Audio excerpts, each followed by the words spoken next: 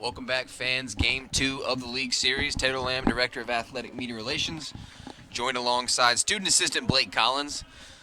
Good crowd here. Sun is out, 1:01 on the clock, and the senior lefty Will Thompson on the hill. And he's going to paint a fastball outside corner just wide for third baseman number 22 for Southwestern, Alex Kranick, leading things off. Jaguars owned Game 1 10-5 yesterday. Southwestern struck first, but the Jags clawed back, fought their way back, and thanks to some steady pitching from Tristan Jones, Casey Leenock, not only that, Jordan Kelly. But then you have Jamal Cummings coming alive too, and he tattooed a laser beam out toward right field to get the run scoring started for the Jaguars. A two-run bomb. Sparked the. I talked to him after. Let me count from Will Thompson. Enter today. Winning that game, they're looking a little high. Full.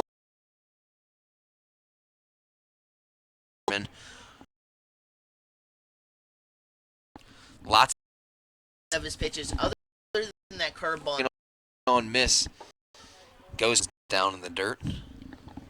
Beautiful day here in Augusta, Georgia. Had some hot weather here thus far, but this weekend cooled things up, about 50, 60 degrees. Little wind, another one high inside. They're going right in on the hands of Alderman, trying to jam them up. Jaguars in the Navy uniforms today, looking like the Tampa Bay Devil Rays uniforms. Yes, sir. Got that navy blue with the high accent blue coming on. And believe it or not, once they got rid of the Devil Rays, they actually did better in the standings. So taking that, the first part of their name out has actually improved that club's standing.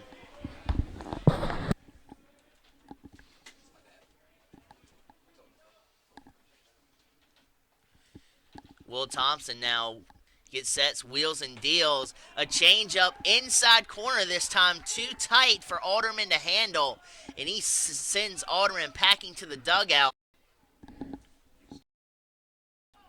And now the second base Redding stands here, top of the first inning. In the sky here in Augusta, Georgia. Side over near.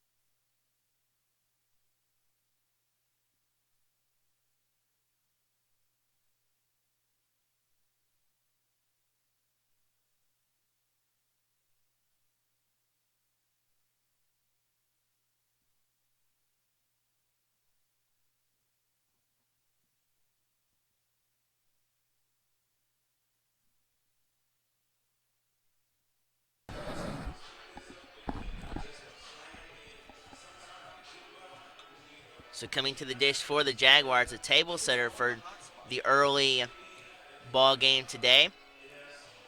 Lanford stands in. Senior transfer for Augusta, batting .308 on the season. Had a couple knocks yesterday. Your second baseman today for the Jags. And the lefty, number 19, on the hill for the Southwestern Canes, Jordan McElwain. Lefty freshman out of Warner Robins, Georgia. So the rookie on the hill for Game 2 of the League Series. Lanford steps in, watches ball 2 in on the hands.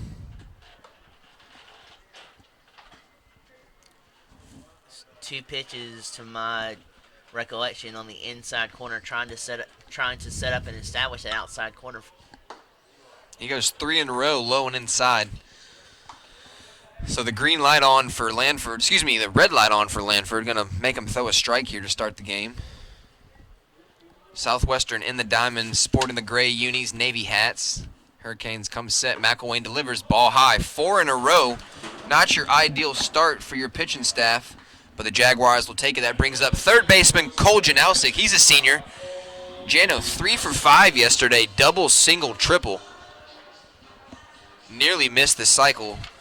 Starting lineup for Southwestern on your screen in the field. Cranick at third base, Alderman in center field, Redding the second baseman, Jared Jones at first, Barron your shortstop, Logan the DH, Crow in left field, Jones behind the plate, Patrick in right field, and McElwain your pitcher on the mound. 5 balls in the row to start his day. And that's not especially good. He's wild to start off, but it's a controlled wild. And not only that, Lanford at first has really good speed. Lots of speed, got a great lead over there. I'm going to see if McElwain checks on him. Slight breeze, he goes to the plate. Ball 6 straight. And it's interesting, too, with a left-hander on the mound, anyone that leads off first base might want to take a step inward for your lead and not take as many steps to lead off because it's a shorter throw over there. Got to respect the lefty move. The leg kick can come towards you.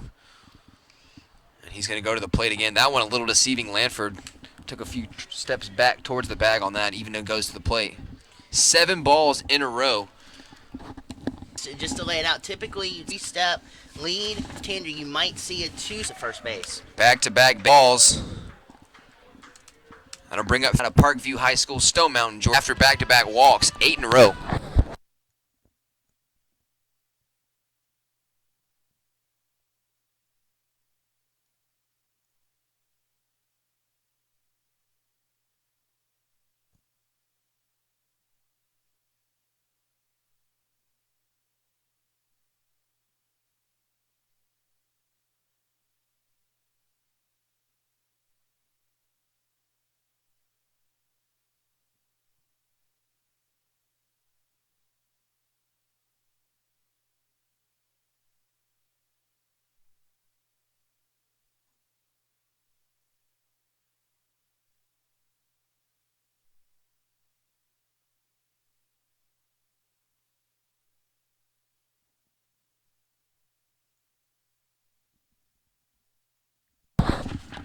Another lefty-lefty matchup. Junior Jim Wagner in on the dish, watches a curveball for the first strike of the day for number 19, McElwain.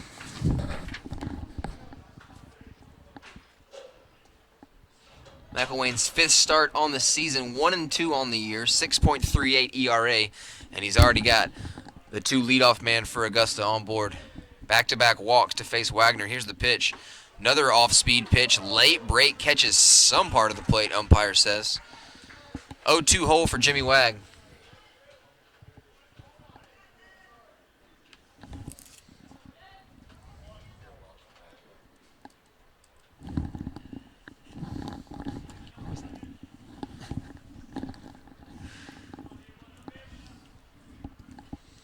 McElwain, wheels and deals. Curveball. It's up in the zone. Didn't curve as much as he wanted to. So worked it to a 1-ball, 2-strike count. Janowski at first base. Senior Cody Lanford at second on the top of your screen. Back-to-back walks, and Jim Wagner looking to do some damage. He had a double down the right field line yesterday. That would be huge right here. No score. Game 2 of the league series in the Peach Belt Conference. Busy weekend for the Peach Belt as the conference tournament. Men's basketball is happening. Wagner gets a piece of it to stay alive. Foul ball back to the screen. Jaguars, Keyshawn Sherrill, your Peach Belt Conference Player of the Year in the men's basketball team, taking on Columbus State right now. Visit AugustaJags.com, live stats, live video information. Also follow us on social media at Augusta Jags to stay up to date. Jaguar softball also in action across town at Jaguar Field, hosting Georgia College for their first league series of the season. Here's the pitch from McElwain. Another curveball upstairs. Ball 2 to the at-bat for Jim Wagner. 2-2 across the board. Defense playing pretty straight up for Wags. He can go all parts of the field, and they're respecting it. Up the middle, they are playing double play depth, though. They do have a runner at first base that they can double up to the ball if the ball's hit on the ground.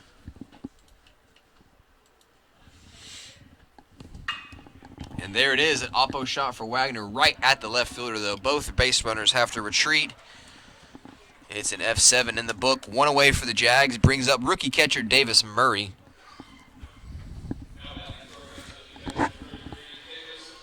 Davis Murray shoots into the ball game with a 256 average.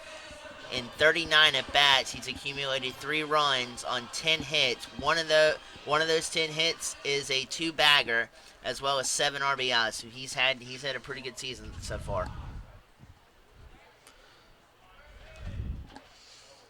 With no outs, runners on first and second, you'd like to see the Jaguars produce one. Now 1 out in the game.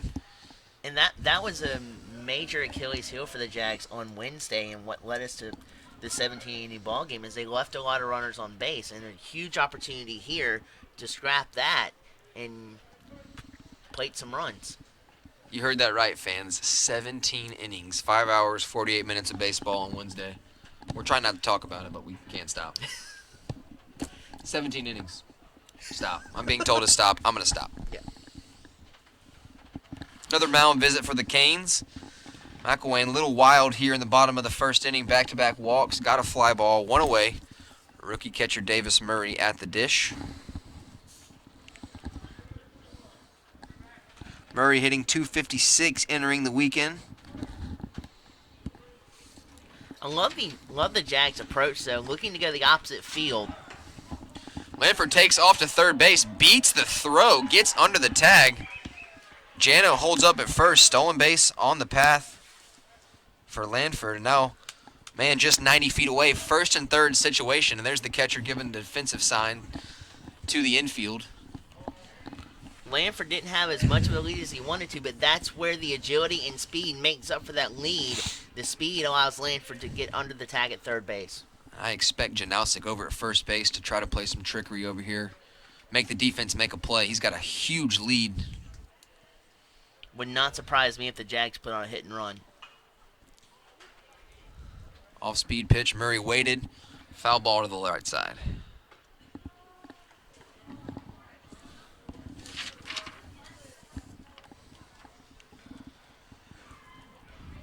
Georgia Southwestern 5-11, 0-4 in the league. Head coach Brian McLean, 13th year at the helm of the Hurricanes. Head coach for Augusta, Chris Howe, first-year head coach. The assistant pitching coach last season took over the helm. Jaguars 6-8, 2-2 in the league after last night's victory. Tristan Jones, the senior righty on the mound last night, did his job. And now senior southpaw Will Thompson on the mound for the Jags. But offense is up now. Murray's got a 1-1 count. McElwain delivers. Check swing on the outside, fooled him, and he got him 1-2 count. Took a little too much off that changeup. Murray swung right through it.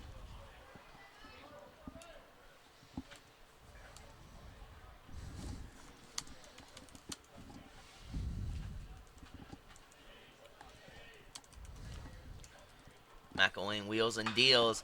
That ball's belted back foul our way. So Murray in a 1-2 hole, digging in the trenches, fighting here for a hit and everything he's worth right now.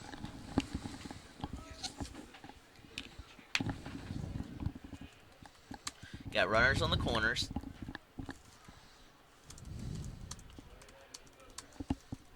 McElwain looks in and fires. Didn't slide inside, it slid outside. About the time I got to the catcher's glove, it sailed into the dirt. So an even 2-2 count now on Murray.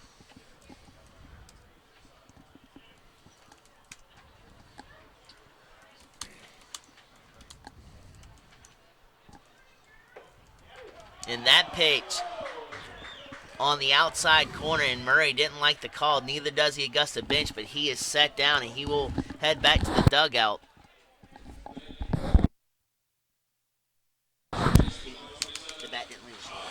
So the Jaguars use back-to-back walks to start their first inning. Now runners on first and third, but 2 outs. Still some time. Number 27, the junior first baseman, Ty Hobbs, out of Waycross, Georgia. Up for his first chance of the ball game. Lanford, a lot of speed at first, and Janowski, a lot of speed at first base. Again, assistant coach Josh Whitaker at third base. I'm thinking we're going to send Jano here in this at-bat at some point. High chopper to the second baseman. Fields it, going to step on himself. It's a fielder's choice. A 4 unassisted for Jano. Jaguars strand top of 2.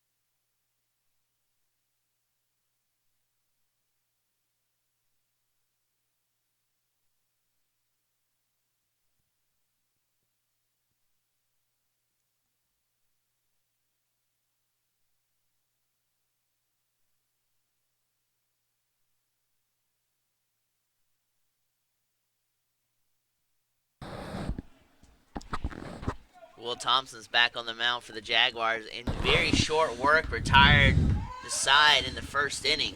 That's right, back-to-back Ks. Fly ball to center field, 3 up, 3 down for the lefty. And he goes strike 1 to Jones.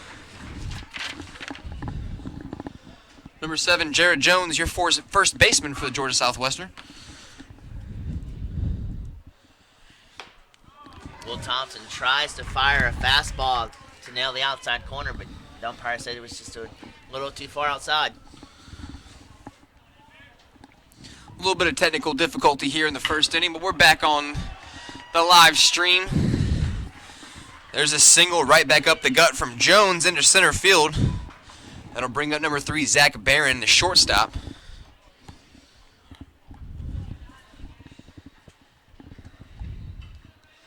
Fans, a shout out to our dear friend Linda Wagner.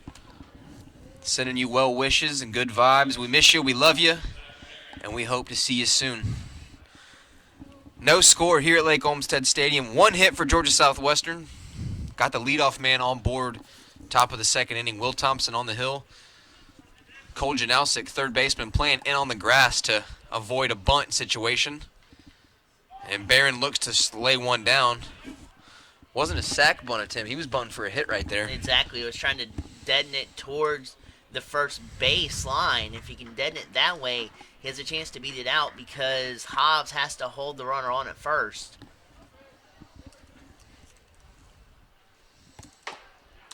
Ball upstairs. But then again, that bunt could be just a decoy to draw in Janowsic at third and then rake a hit over his head, over Janowsic's head into left field, but we'll see what happens.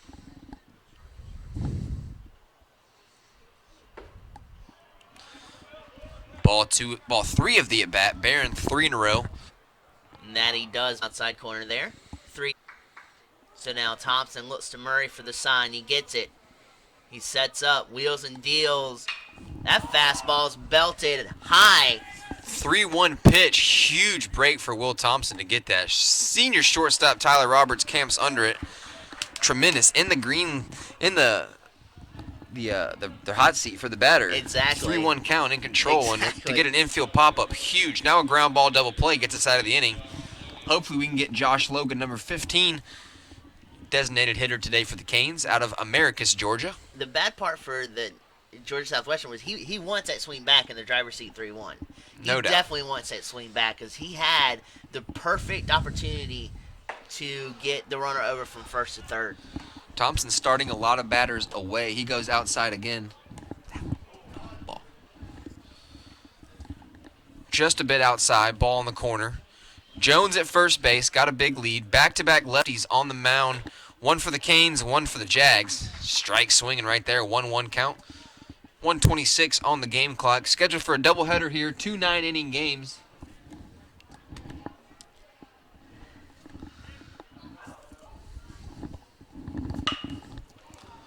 That ball is wrapped around the third base line in foul territory. Close, but just barely foul. As Will Thompson and the Jags catch a break.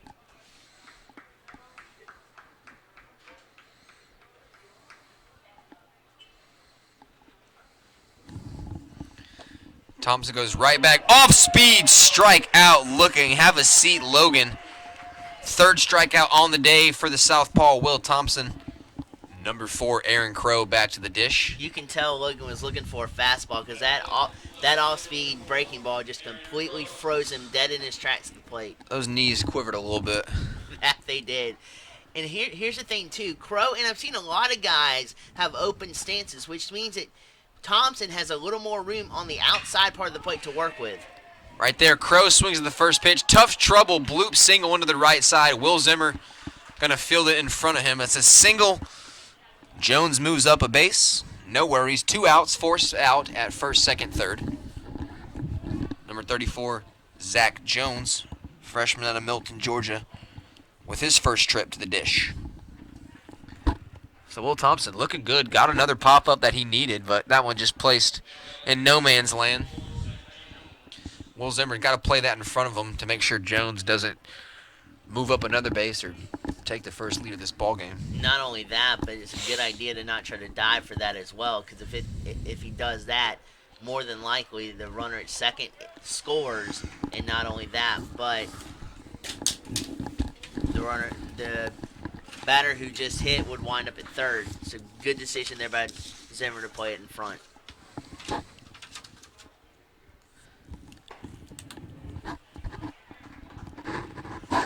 One count. He took it. No score here at Lake Olmsted Stadium. Second inning. Crow at first base. Jones leading off second. No hold with 2 outs. Here's the pitch from Will Thompson. This one low in the dirt, gathered by the catcher, Davis Murray. Wagner in center, shading a little bit towards right field.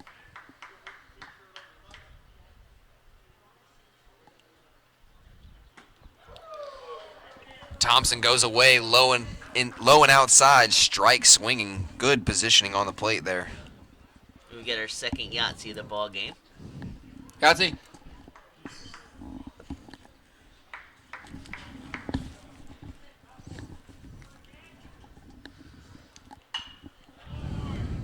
And that ball's battered foul.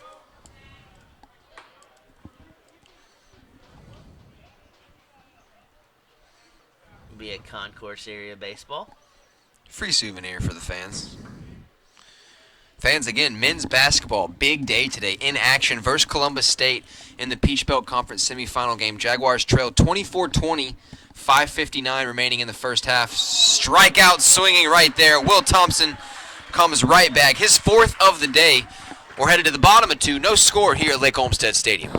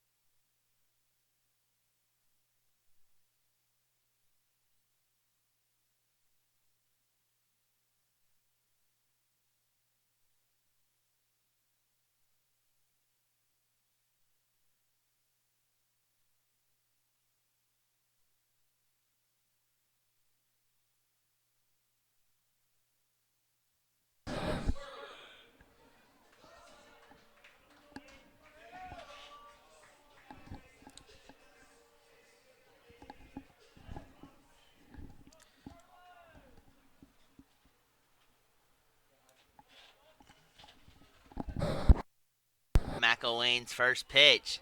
It's high and tight. It's a little bit wild his first inning. Allowed 2 walks, but conservatively worked out of the jam. Starts this inning off with a little bit of an abrasion towards a ball. And that pitch nails the inside corner fastball.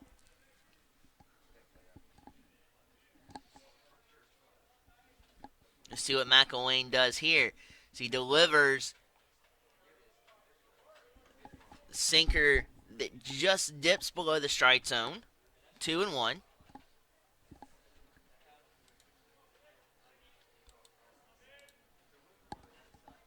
The bottom half of the second inning. And that fastball raises high.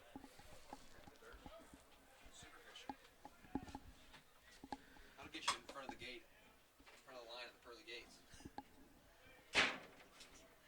And as you look at it now, it's got a 3-1 count. And that ball scorched to left field, deep. Crows backtracking to the track, hauls it in. So a deep first out here for the Jaguars. Pretty out for the Jags. It looked good. Sperling got a lot of aluminum on it. But a long, loud out. Will Zimmer, right fielder, back up to the dish for his first try of the ball game.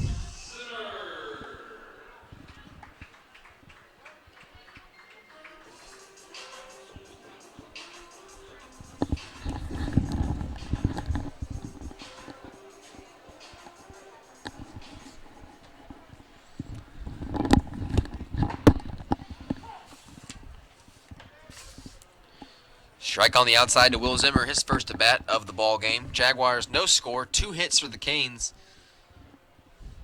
McElwain holding the Jaguars hitless thus far. Early, though. Zimmer fooled on that pitch.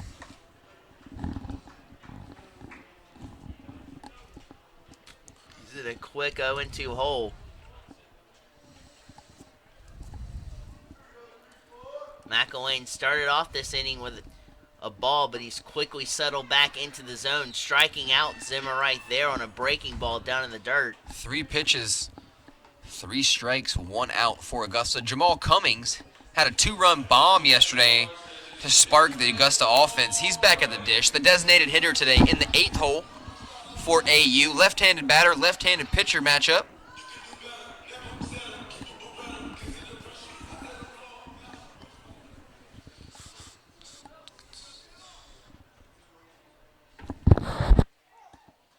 Cummings looks at a strike as McElwain finds the inside corner.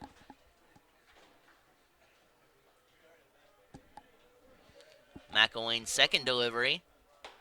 Curveball that Cummings gazes at, too high.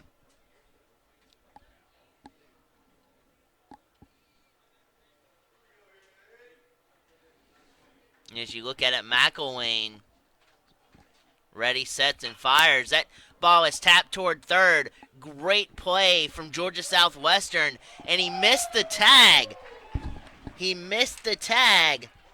As Kranick's throw over toward Jones at first base was spot on. But Jones, due to Cummings' speed, tried to apply a swipe tag on Cummings, but completely swipe tagged the air and missed Jones. So now it sets up nicely here for T-Rob with 2 outs. Tyler Roberts stands in for his first at bat.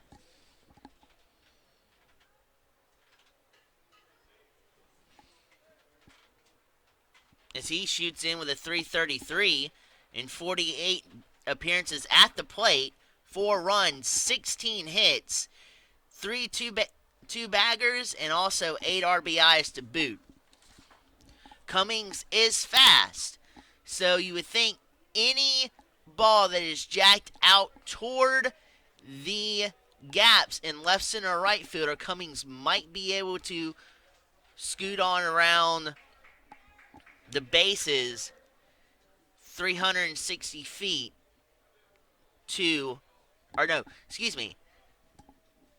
around second and third to make his way home.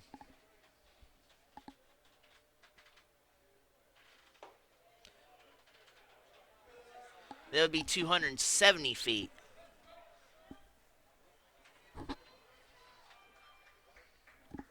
From first base. It's 360 feet around the diamond. If you applied 90 times 4. And that ball is absolutely scorched, foul to the left.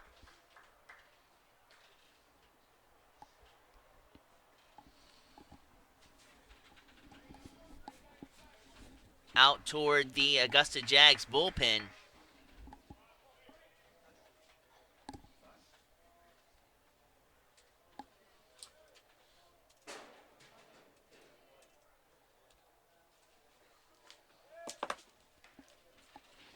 Cummings back after McElwain checks on him. T-Rob at the plate. Cummings reached on an infield error with 2 outs. Every run that scores from here on out will be unearned. McElwain set 2-1 count to T-Rob, senior shortstop. Cummings takes off, hit and run put on. Tough placement for Augusta, right in stride of the second baseman. Fielder's choice in the batter's box. 4-run assisted. We're headed top of 3, no score here on the Augusta Athletic Network.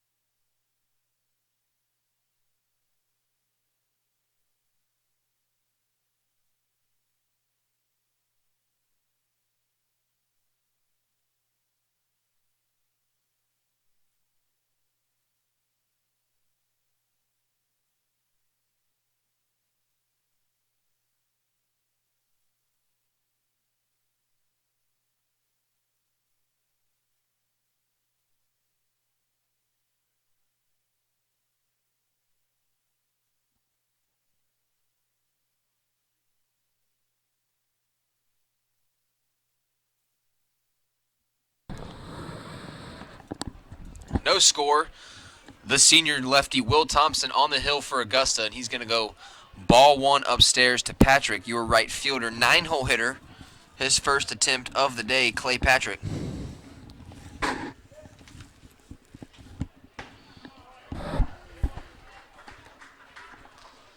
Thompson, a transfer from Auburn out of Graceville, Florida.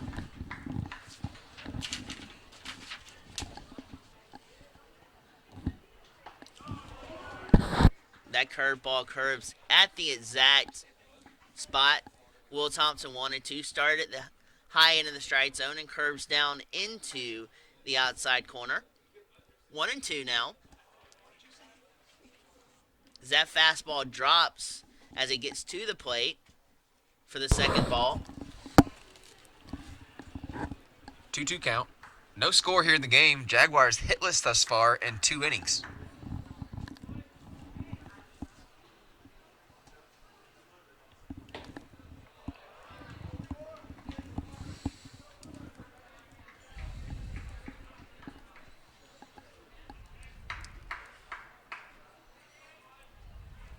Payoff pitch ensuing here.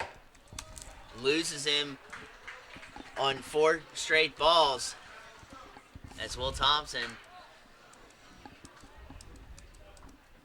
It's not a good start to the 3rd inning. And that brings back up the top half of the order, and Kranick back up for his second attempt at the plate.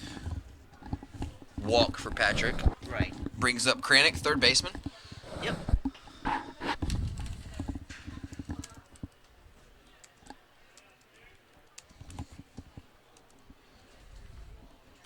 No score here, top of 3. Alex Kranick versus Will Thompson. The lefty gives a look over at Patrick at first base, and Kranick's going to swing at the first pitch he sees. Liner right to center fielder Jim Wagner. No issues. Thompson had Kranick off center there, lunging for that pitch. That's right. He almost took a knee in the dirt when he connected with that ball. Exactly, which didn't allow him to get his full power behind it, and that allowed for the shallow fly ball and Wagner to settle under it. Evan Alderman, next guy up for the Canes, was a problem yesterday. 4 for 4 as the starting center fielder. He's got a strikeout, though, in the first attempt back in the first inning. Thompson, 4 strikeouts on the day thus far, goes off speed. Davis Murray keeps it in front of him. Patrick retreats back to first.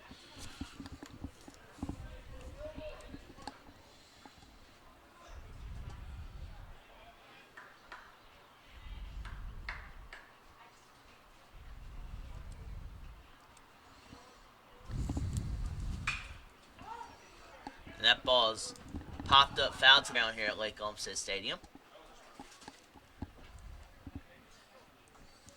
Fans a halftime score from Lander. Men's basketball trails 37-25 to Columbus State Cougars. Jaguars, number 1 seed in the East, facing the number 2 seed in the West.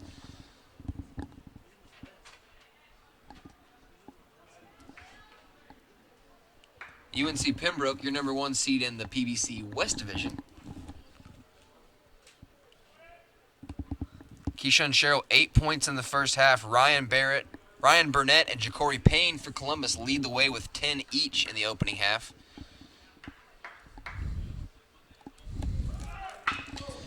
Hit and run put on. Alderman delivers the shot into right field. Will Zimmer gathers on the grounder and flicks back in. It's a base hit knock into right field. Patrick moves up. First and third situation for 1 out. Here, top of the 3rd inning. Will Thompson now in a little bit of pressure. First time in today's ballgame, he's had a runner on third to deal with.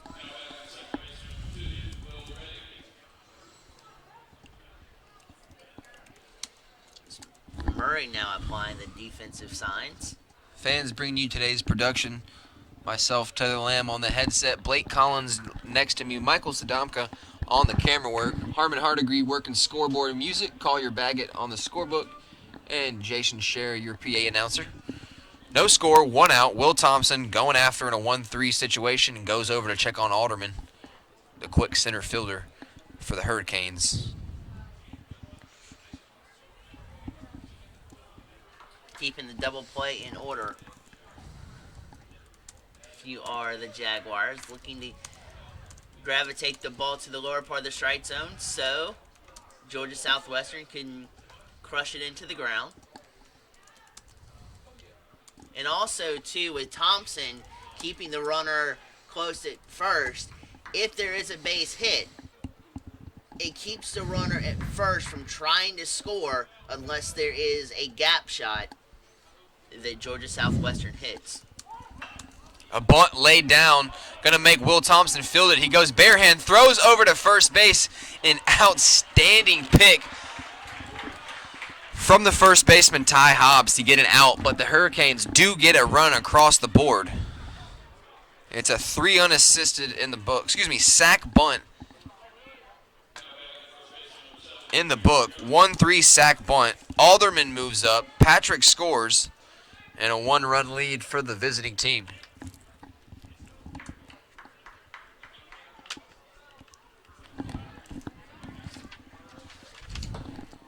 Number 7, Jared Jones back at the dish. Jones singled to start the 2nd inning for Georgia Southwestern. Jags have been shut out in the hit department thus far.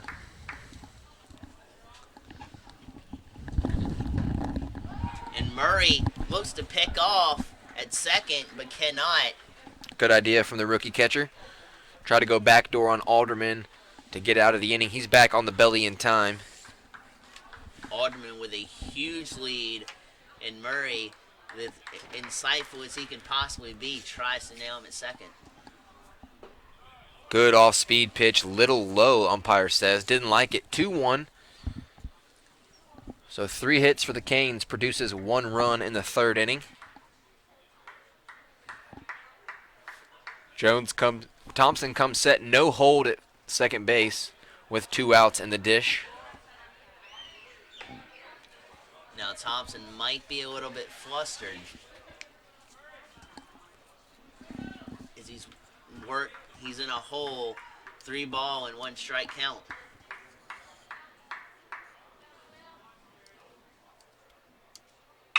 And Redding just shoots it back up the gut, and that could be another run for Georgia Southwestern. The throw comes in it was going home, but Hobbs cuts it off, not allowing the runner at first to advance to second. And Georgia Southwestern quickly up 2-0. 2-0 lead for the Canes. Back-to-back knocks, and now head coach Chris Howe out to have a chat with his senior slinger. We're going to take a quick break. We'll join you right back after the mound visit.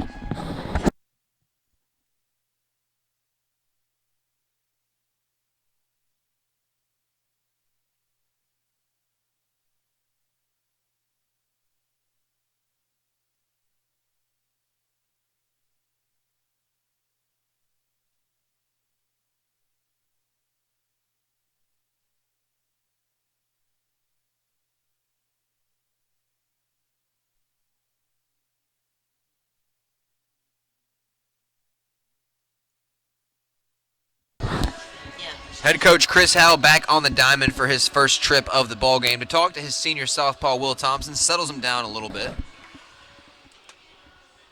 So 2 outs, 2 runs. Jones at first base on the hard hit single into center field.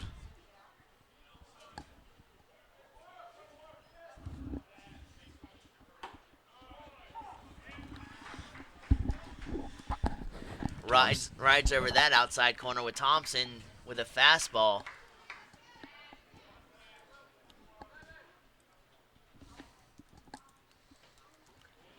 And that curveball curves a little bit too much there as Murray springs out to try to block it in the dirt. Successful in that, not allowing Redding to move up.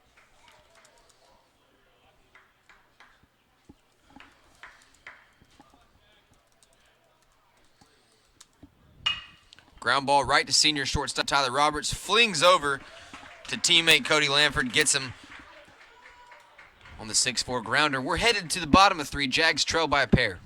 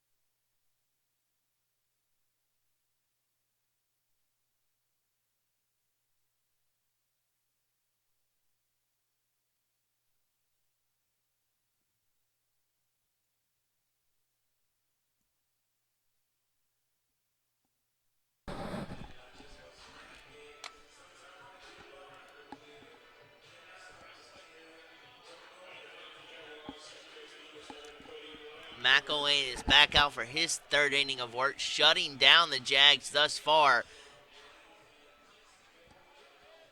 Not allowing a hit, no errors on the day as well, and the Jags are scoreless as we enter the bottom half of the 3rd inning. And that pitch to, believe that is Sperling there for a strike.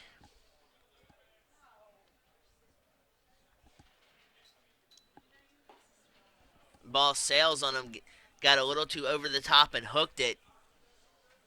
for an even count at 1-1.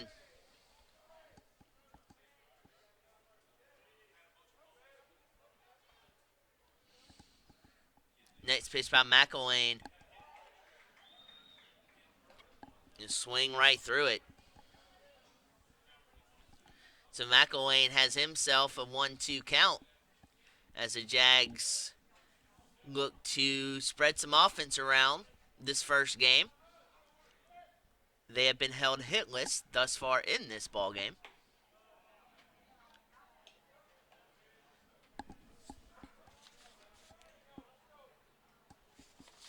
And that was too high. Excuse me, it is Lanford up the dish for the Jaguars. So we're back at the top of the order now. With Janausic on deck. Lanford gets a piece of that ball sinking and chops it foul.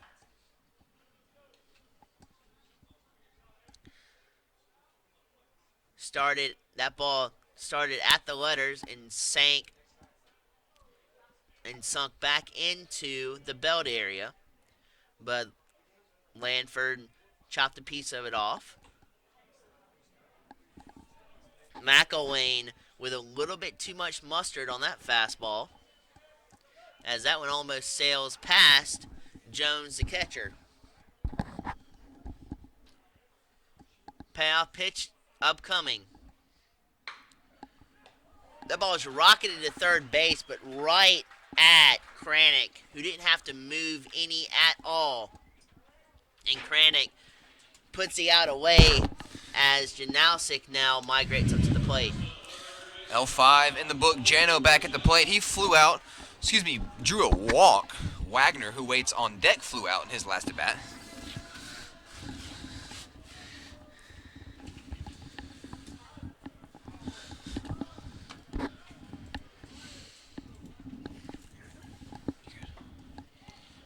Strike one to Jano, his second at bat.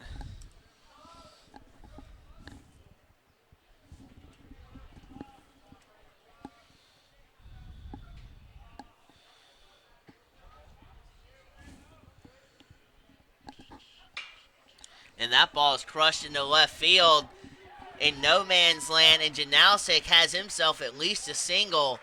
Got jammed, fisted it out into left field, in between the shortstop and left fielder. Great piece of hitting there by Janausic to get on for the Jaguars.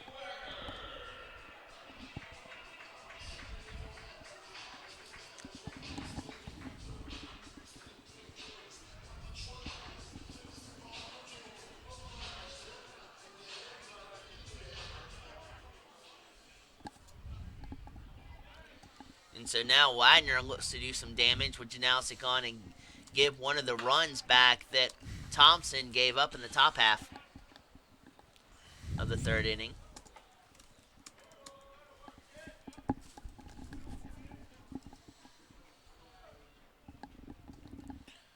And that will also end McElwain's bid for a shutout. Or excuse me, a perfect game, as the Jaguars do acquire a hit. But that is quickly erased as a double play is in order. 4-6-3. That'll take care of it. Steady work. McElwain, fourth inning.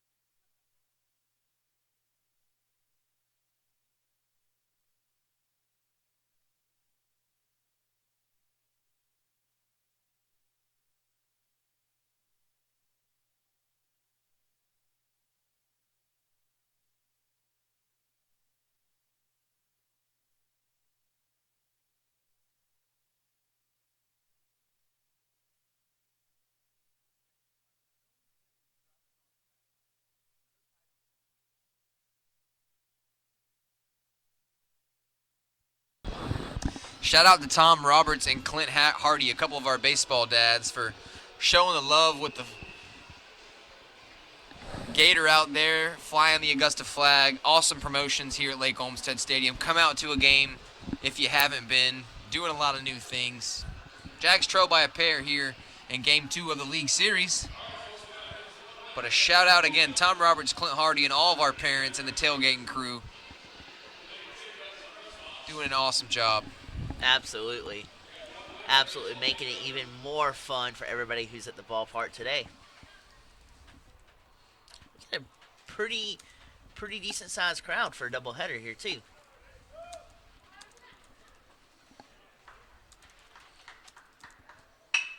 And that ball squirted up the gut, and the Hurricanes have a hurricane brewing as that single was just put back where Thompson left it, and now they have a runner aboard with nobody out.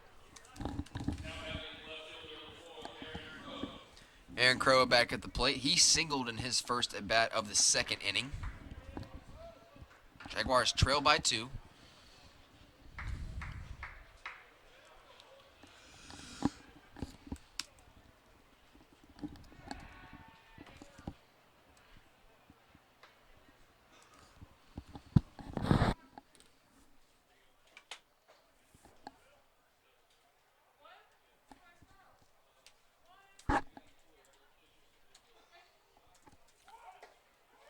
Thompson too much over the top on that fastball.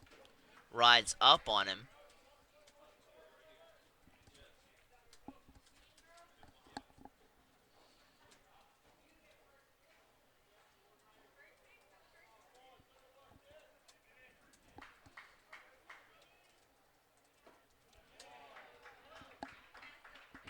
That ball is swung through by Georgia Southwestern, and it evens the count at 1-1. Double play is possible for the Jaguars here, because that's the way the middle infield is shading. Thompson worried over about the runner at first base. This at bat he's checked on him.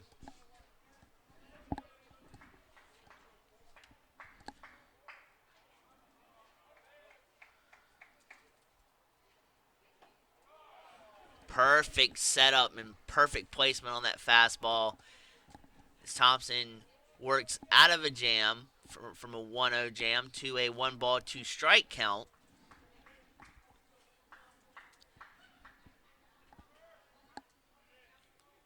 You've got a decent sized gap in left center field. Runner goes, another hit and run put on. Ty Hobbs grabs it. The line out right to Ty Hobbs makes the stab out of the air.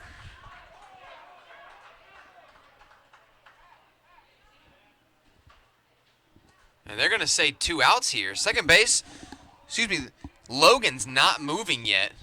But they say Hobbs laid out and caught that ball, doubled up. We're going to zoom in and have a look at the umpire meeting. If he did catch it in midair with Hobbs tagging first base, it ought to be a double play. Because if you catch it out of thin air, it's still considered a line drive or a fly ball.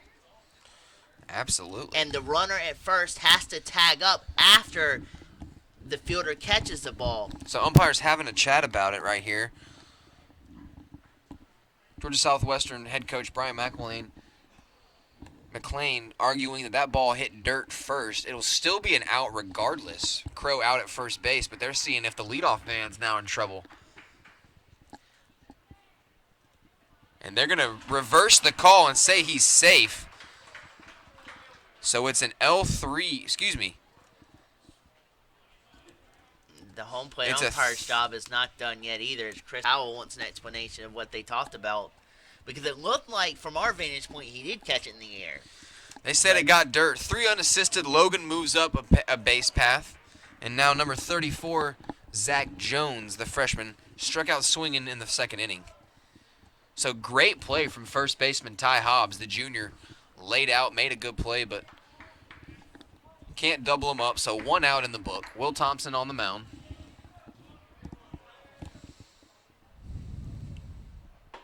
Big swing on a miss. Had a cut that would take that baseball all the way to the downtown area of Augusta.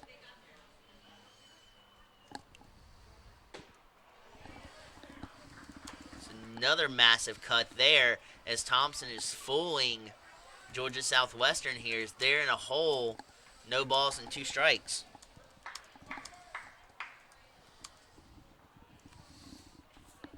Pitch on the way from Thompson.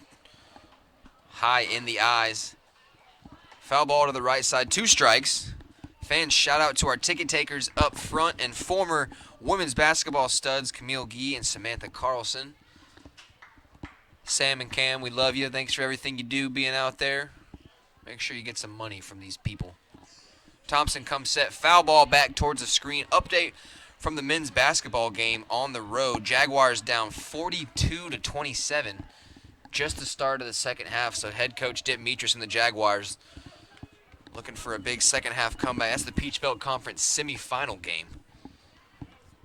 Jaguars softball tied 1-1 across town at Jaguar Field with Georgia College. That's their Peach Belt Conference home opener. And right back with you, baseball. Jags trail by 2, 1-2 count. It's a ball in the dirt from Will Thompson, the senior southpaw. Once again, Camille Gee and Samantha Carlson. Thanks for listening. Check out AugustaJags.com for more information.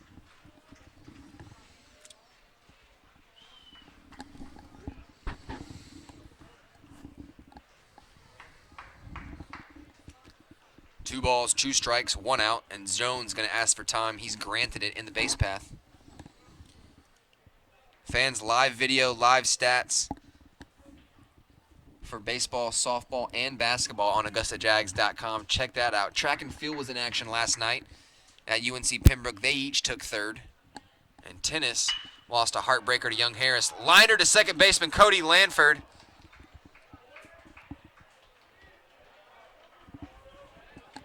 Senior shortstop Tyler Roberts dives in to try to make a play. In on the belly, got scuffed up a little. He'll get up. I think he just knocked the wind out of him. Hard hit ball from Jones, but an L4, 2 outs. Runner still in scoring position. Great effort there by Tyler Roberts, though, to try to get the double play off of it. We talked about their good communication yesterday, and that was right there. That ball was lined right to Lanford, and Roberts was already moving towards the bag. I'm just thankful that he didn't get a spike anywhere. It was close. Logan was coming back. He checked on him as well, though, so props to Logan for checking in and making sure everybody's healed up. Here's the first pitch to Patrick, way out in front, fooled on the off speed.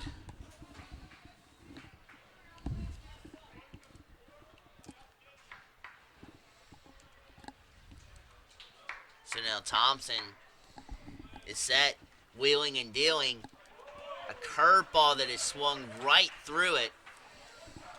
And it is now a no ball and 2 strike count with 2 outs. As per the first inning, Will Thompson is trying to work out of a jam here in the 4th.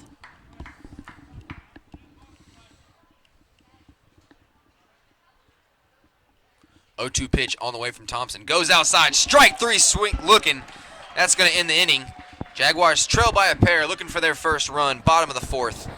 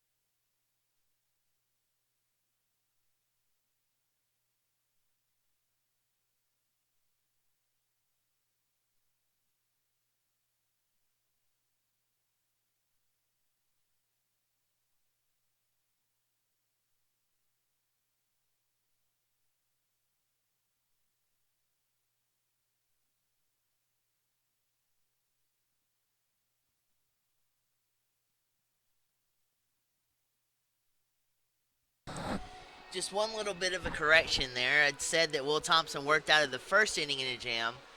He worked out of the second inning in a jam. And Will Thompson in the first inning set Georgia Southwestern down 3 up and 3 down with 2 strikeouts in the first inning. Got in a little bit of jam in the second and worked his way out.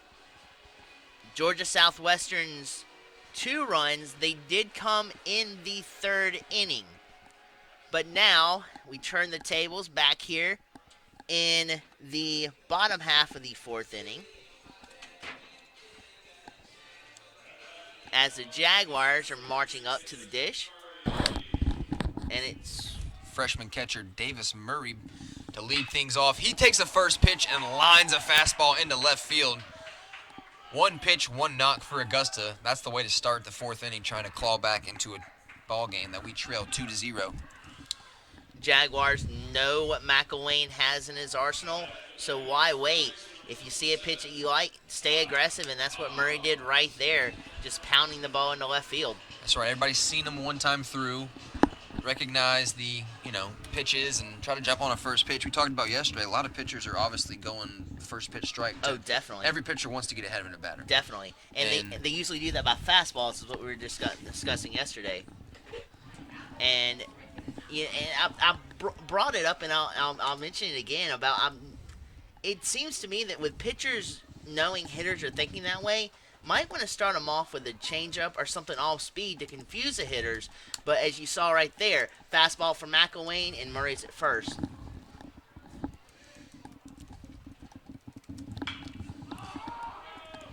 High fly ball into foul territory. First baseman runs under, overruns the ball. That was a number of things. One being the sun played a huge factor with him looking up at the baseball, and he got lost in the sun. And not only that, Taylor mentioned it at hand too. He overran it as well. Like you said, it was a lot of things. None of them were good. Overran that foul ball. And Hobbs gets to see another pitch. 1-1 count to the big first baseman. Left-hander McElwain delivers. Here's the pitch. Off speed inside. Catches some part of the plate. Even if Hobbs swung at it, there wasn't much he could do with it being that far inside. So Jaguars going to try to play some ABC baseball. Not a lot of speed from Murray at first base or Hobbs in the batter's box.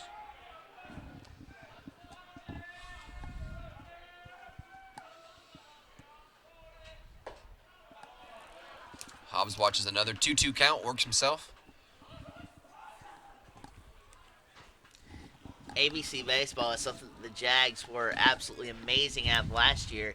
Haven't seen much of it done this year, but a good opportunity to jumpstart that right here.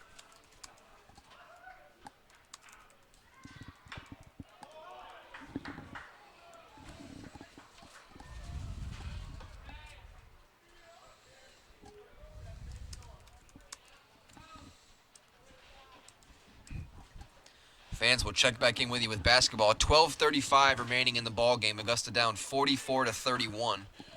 So the deficit has diminished a little bit, but Jaguars still behind to the Cougars, number 2 seed in the West Division.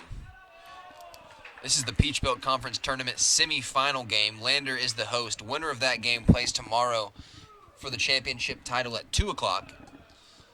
I will make the trip if the Jags win, bringing you coverage in Greenwood, South Carolina.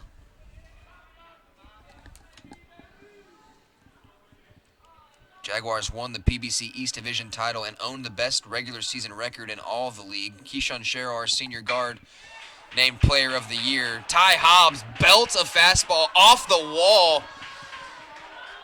And they're going to hold Davis Murray at third base. Deep shot, moving everybody up. Ty Hobbs, welcome to the ball game. Second and third, no outs.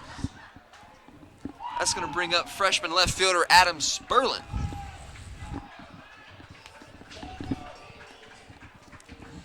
Another thing, too, is that ball hit the base of the wall and bounced back towards the grass. If that ball would have stayed on the warning track, you might have seen Murray score from third. but a break there for Georgia Southwestern as well in that regard. But man, oh man, Augusta's absolutely coming alive now. You got runners on second and third. No outs. Jaguars looking to get a run in. A fly ball, deep fly ball should do it. Lefty matchup. Sperling goes opposite field. Fly ball to right side. He camps under it. Murray comes in to tag, and the Jaguars will get another. Hobbs also moves up. So it's an F9 sack fly. Everyone moves up 90 feet. Jaguars now down just by 1. Take it one at a time. If you can, the base hit might score 2, but the objective here is take it one at a time, and Sperling did his job tremendously, hitting an opposite field and deep enough for Murray to come home.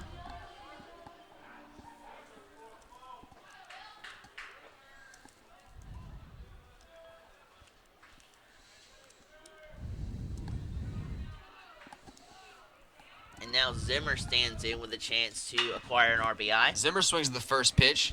They're going to go home with it. The throw is off target. Hobbs in at the plate, safe. It's going to be a fielder's choice for Zimmer. And Hobbs scores on the error. That right there, there's a number of things that go through my mind with that. For one, you go home and you rush the throw. If you're going to go home, don't rush that throw and make an accurate throw to home. But not only that, you have a sure out at first base. You could concede the run because it'll be a tie ball game at this point. You're not going ahead, so trade that run for an out and work your way back into a lead in the later innings. But as it stands right now, as Georgia Southwestern has it, they didn't get an out on the play. They have one out from earlier in the inning, but they have a runner on second to where a single by Cummings here can put the Jaguars in the lead. So a couple of things there that I saw that Georgia Southwestern didn't do a good job on, but we'll see how it works out for them. Fielder's choice. Will Zimmer moves up on the grounder. They try to go home, and an errant throw from the shortstop. E6 in the books, an error. Second on the day for the Canes, and the Jaguars tied this game 2-2. Jamal Cummings, big bat up. He shows bunt, lays one down. Lots of speed, has to be quick. Mac 1-3 sack bunt. Your 9-hole hitter, Tyler.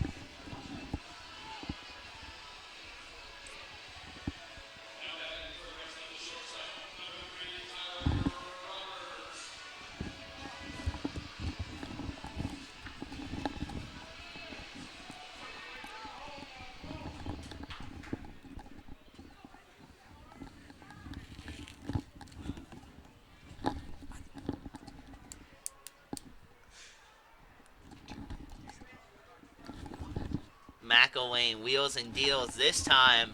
Fastball driven up in the zone for the first ball of the at-bat.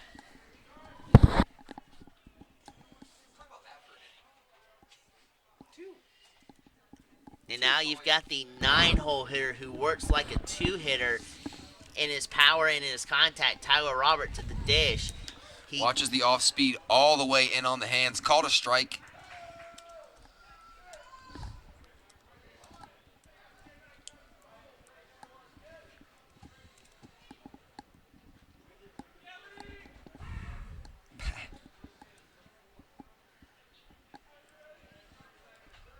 Roberts with a chance to drive the runner home from third. Roberts goes inside-out swing towards the right side. This one could be trouble, but the right fielder runs up under it. F9 in the book, ends things, but the Jaguars, 2 hits for 2 runs. We tie this ball game. We're headed to the 5th inning.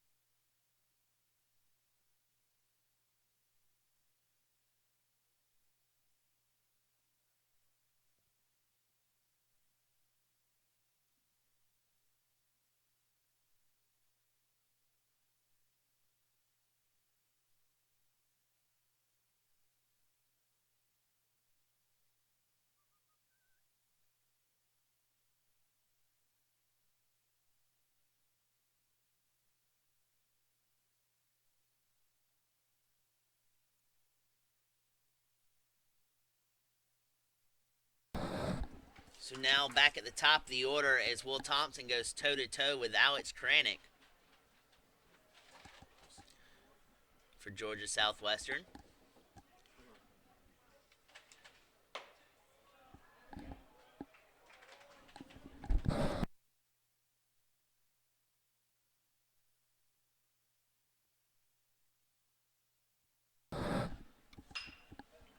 That ball scooted foul towards the right side of the diamond as Kranick was a little bit tardy on that Will Thompson offering.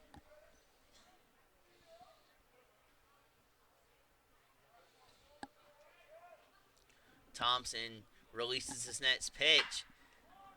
Fools Kranick, lunging forward to Tyler Roberts at shortstop, transfers over quickly, guns him down at first.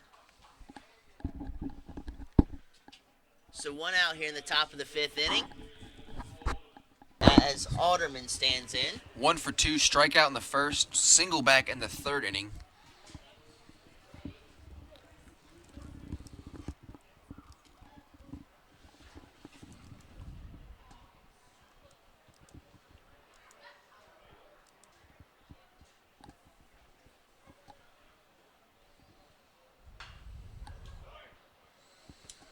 Alderman with an open stance, and Janowski playing even, if not a step in at the bag at third.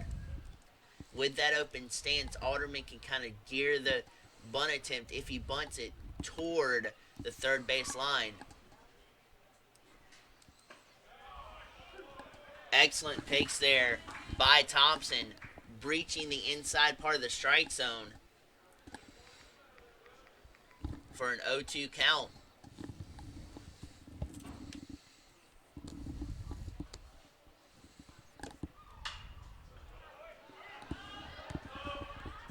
And that ball is lifted foul back toward the Jaguar dugout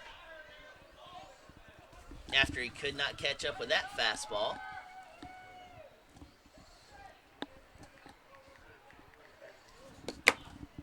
And Thompson, after a rocky third inning, is stationed back into his zone. Here only allowing 5 hits on the ball game thus far. Thompson could not nail down that strike. So that was a little bit low.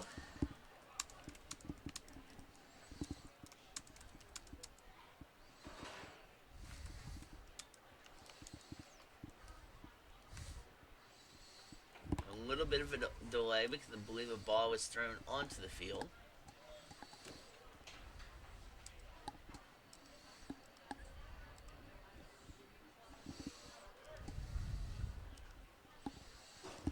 Alderman waits at the plate. Takes a excruciatingly well taken pitch as that ball barely misses the strike zone for an even 2-2 count.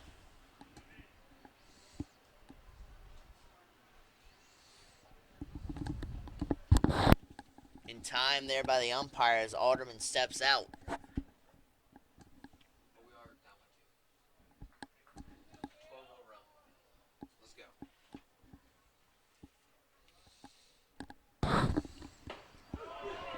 Strikeout looking.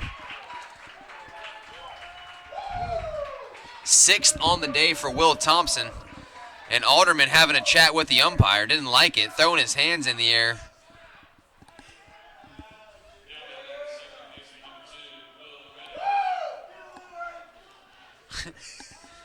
Crowd loving it.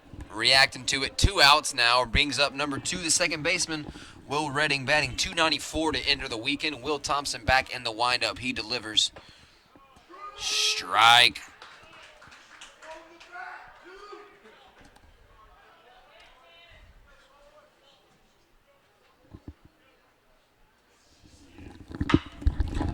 Ground ball. This one's going to get through the left side. The shortstop gives a dive.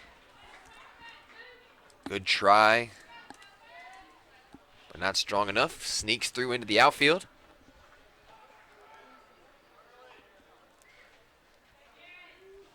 So a 2-out base hit. Jaguars tie this ball game 2-2 here in the 5th inning. Jared Jones back up. 2 outs. Jaguars need a ground ball.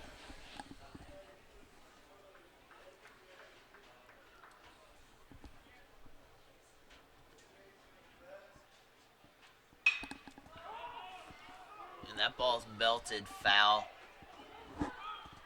Will Zimmer, the right fielder, long run, lays out in the dirt, but can't make the grab off the glove.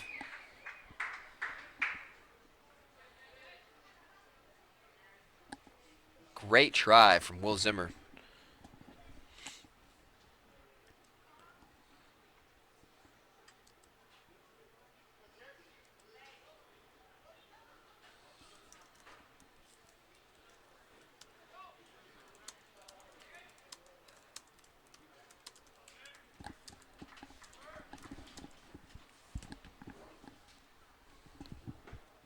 Thompson rifles that fastball inside. The count is deadlocked at 1-1.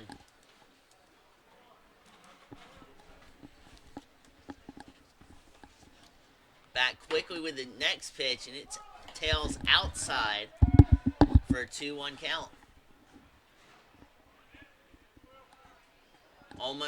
Thompson almost working out of the stretch here, trying to keep that runner at first at bay.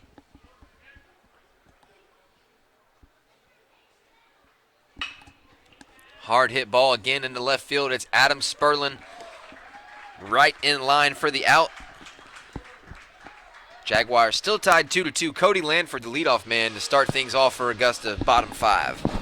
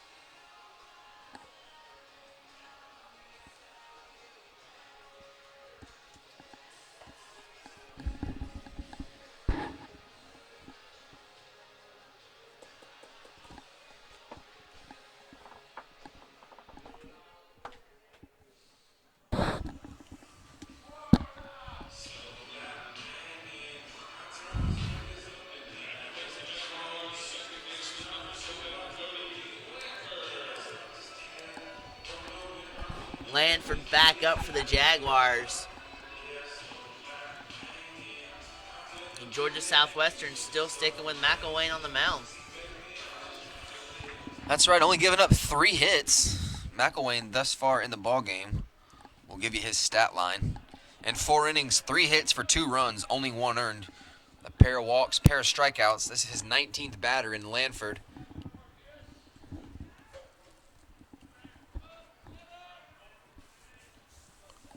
McElwain comes set, left-hander, delivers off-speed, way high and outside. The Jaguars have now, by Taylor just mentioning that, lets me know that they batted around twice. That's right, Lanford walked in the first inning, liner right to the third baseman, a crushed hard-hit ball in his last at-bat. McElwain looking good, the freshman for the Hurricanes. Georgia Southwestern Peach Belt Conference member in Americus, Georgia. That's down there. Oh, definitely. I've my sister's brother-in-law is from Americus. Sister's brother-in-law. Nice. We got connections, people. Know exactly where that is, yes, sir. Lanford 3-1, way ahead. Wait. Check that. It's my sister's husband. It's from Americus. It's my sister's brother-in-law. Connections. Yes, exactly. McElwain set. Here's the high leg kick. Another ball inside. A second walk on the day for Lanford.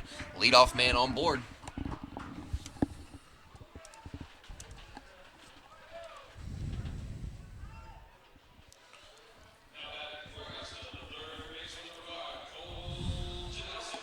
Augusta men's basketball still trails by 5. Jaguars used a 12-0 run to get back in the ball game, but they trail 48-43 with 5:56 to go in the Peach Belt Conference Tournament semifinal game. McElwain staring at a runner at first, and Lanford and Janowski lunges, and that worked out perfect because Lanford was running, breaking away. Shortstop raced over to cover the bag. Janowski hit it right where the shortstop left it, went into left field. The left fielder, Crow, misplays that ball, and the Jaguars scoot ahead by 1 off 2 defensive miscues. 1 by trying to cover the bag when Lanford was running, hit it right where it was, and then Crow just misplaying the ball in left field. Great piece of hitting there by Janowski. And now he gives way to Jim Wagner, who's at the dish. And Wags looks at the first pitch as that ball is barreling in the dirt. Fastball. It's a 1 ball and no strike affair here.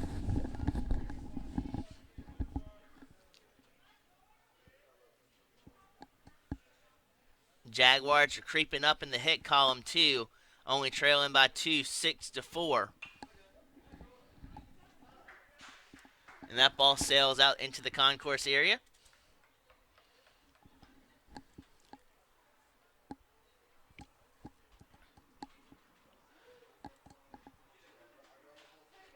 First lead of the game for the Jaguars.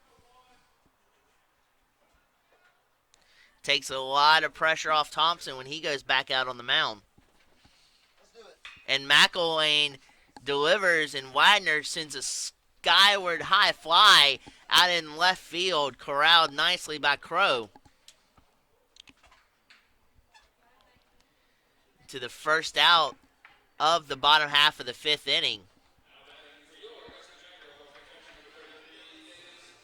So a major defensive lap in left field ushers in the 3rd run for the Jaguars on a well-placed lunging hit by Janowski to acquire the 3rd run. As now your catcher, Davis Murray, stands in, who had a laser single his last time up. Staying aggressive as he fouls that one off toward the right side of the diamond, out towards the eating area out there.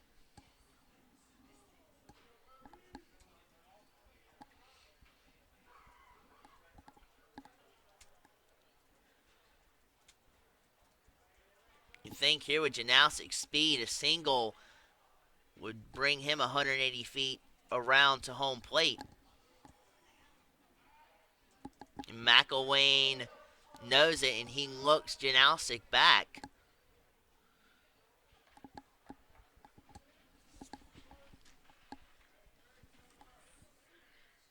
The favorable matchup is in favor of Murray.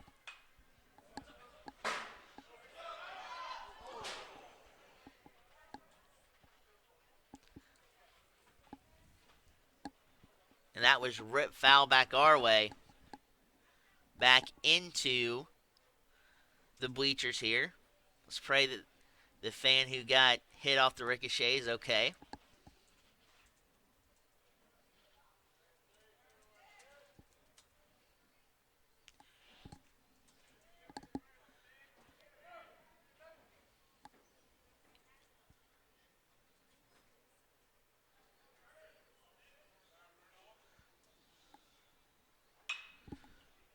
And that ball is jolted foul off to the right.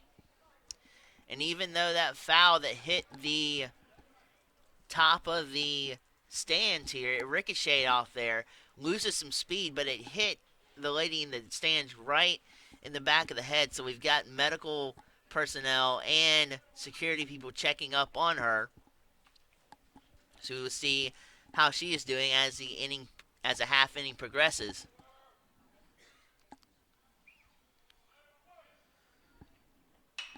Murray, though, with absolute great aluminum, sends a high fly ball into left field, but was not deep enough for Janowski to advance. 2 outs on the fly ball to left. Jano holds it second.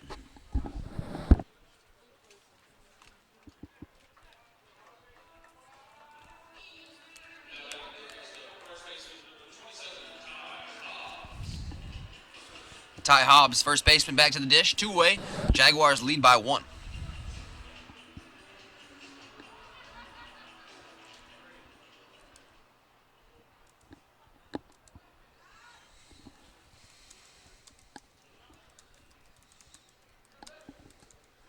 So McElwain, after giving up the 1 run this inning, is kind of settled back down here. Pitch on the way. Fooled Hobbs on the off speed to start the at-bat. And fans, for the first time in the second half, men's basketball has taken a lead. Just the second made three-pointer of the game, Tyvez Monroe, gives the Jags a 50-49 lead just under 5 minutes to go in the ballgame. So a great comeback from the men's basketball team.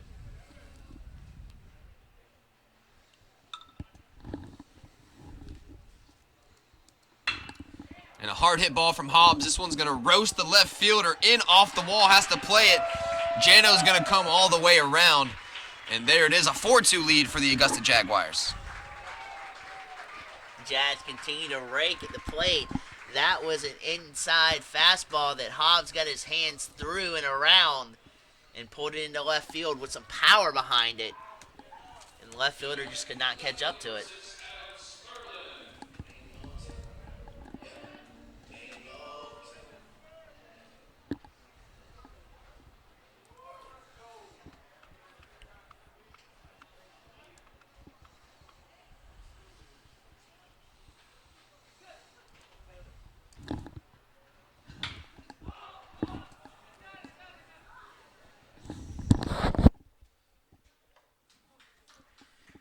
McElwain works out of a jam, only giving up 2 after a pop fly, but the damage has been done as Ty Hobbs ushers across the second run of the inning, and it's 4-2 Jags as we head top 6.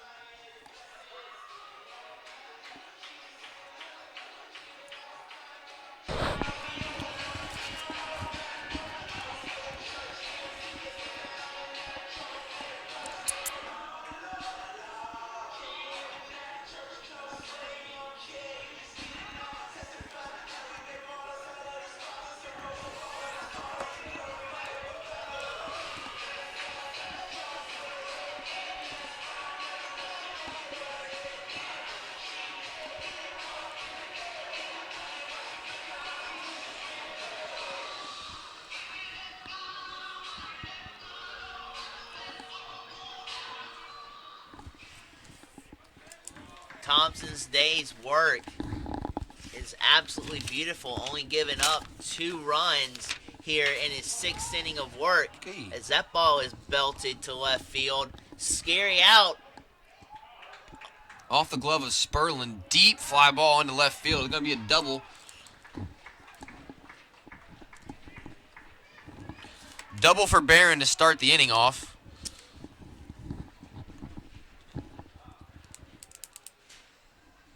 That'll bring back up number 15, the designated hitter, Josh Logan.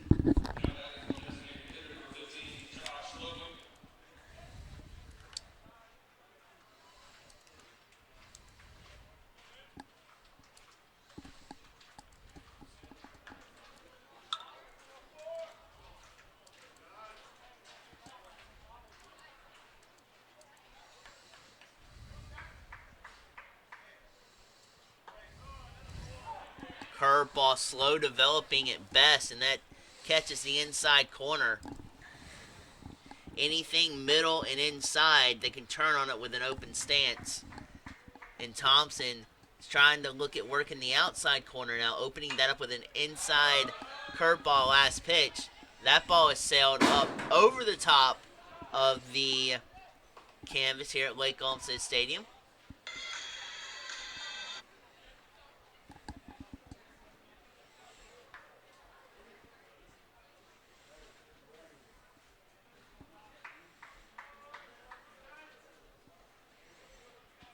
And looks like for now that lady who got hit in the last half inning will be okay. She's got an ice pack over her head right now.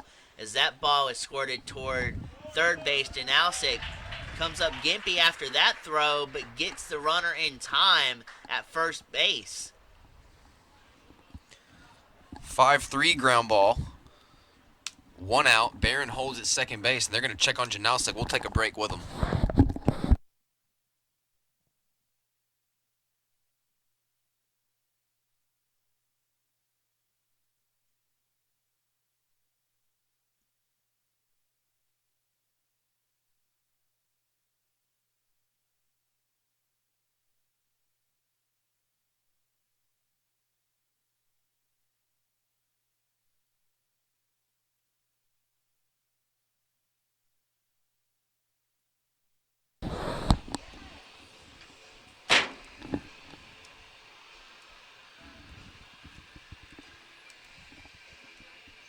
Dude, that is tight. Holy crap. Only a 1 point lead. That is tight.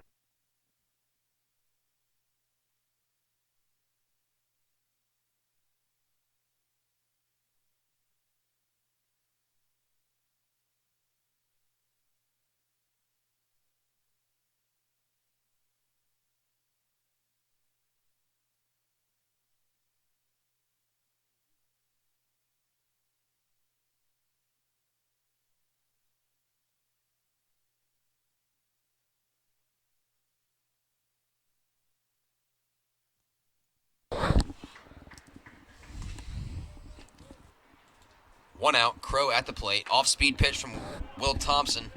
Paints the outside.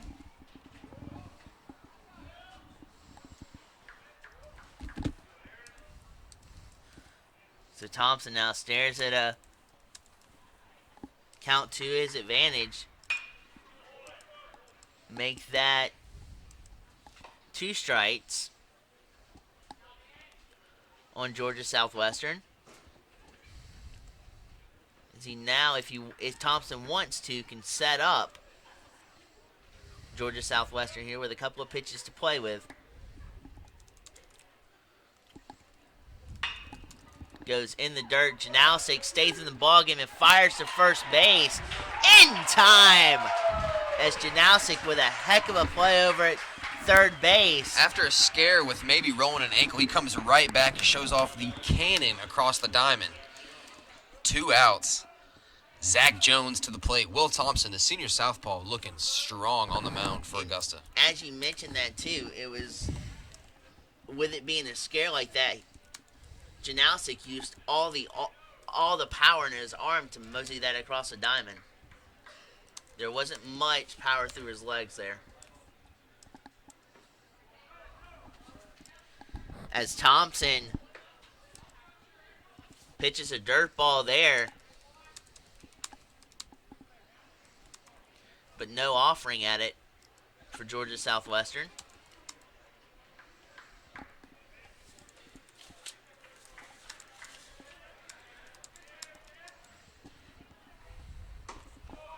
Cinches in the outside corner on that pitch with a fastball that paints it.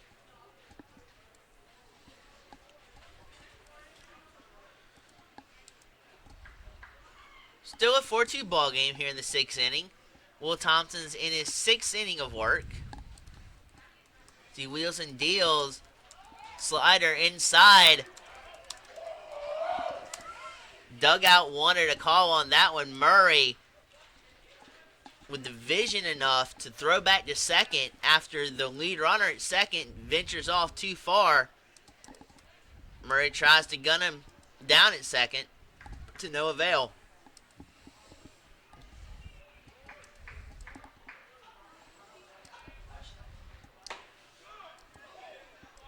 Will Thompson wanted that one, but the umpire designates it as a ball.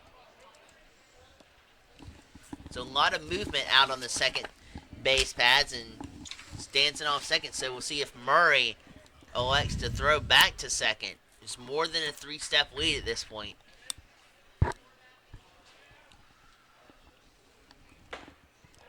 Swing and a miss right through that pitch as the count now is orchestrated back to a 3-ball and 2-strike affair.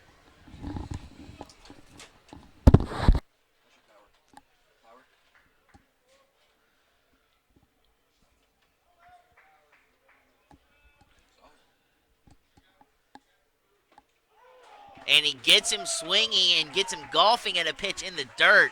Will Thompson comes back riled and ready, only giving up no runs in the 6th inning as we head to bottom half of the 6th inning. Jags are up at the plate.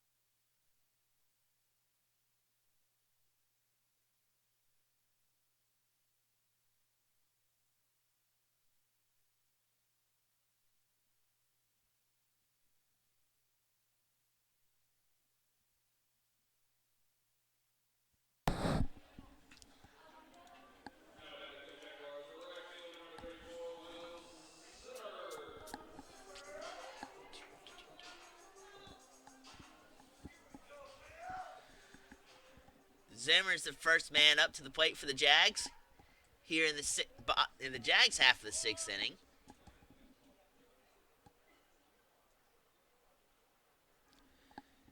And he waits on a high fastball and gets around on it, but late. That ball is back over our heads here in the press box.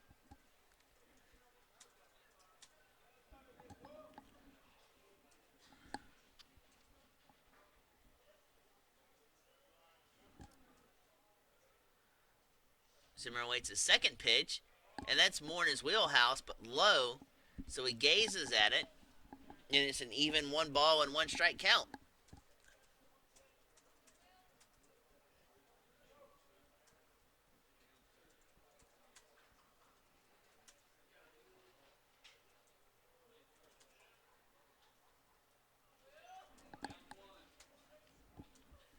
McElwain's still in there. As that ball is skied out towards center field, camp under it, and they retire Zimmer. And that was Alderman who made that play.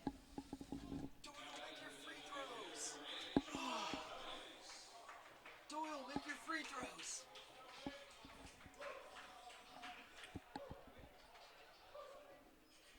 Oh. Time by more. 26 seconds.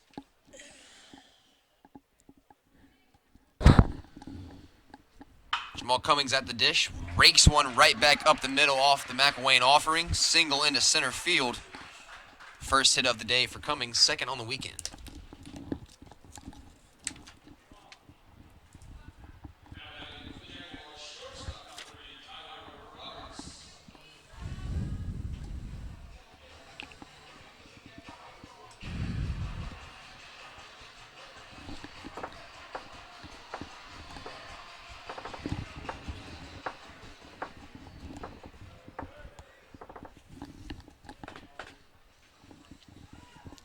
You got the speedster Cummings at first base and Tyler Roberts standing in at the dish. 1 out on the board. McElwain goes to the plate. T-Rob shows bunt, but the ball's in the dirt. He pulls back for ball 1 of the at-bat. Men's basketball down by 1. Fought back in the Peach Belt Conference Tournament semifinal. 58-57. Jaguars behind with 26 seconds to go in the ball game. Peach Belt Conference season on the line. Jaguars are ranked number 3rd in the NCAA Southeast region, so regardless of today's outcome, we expect the Jaguars to get a berth to the NCAA tournament.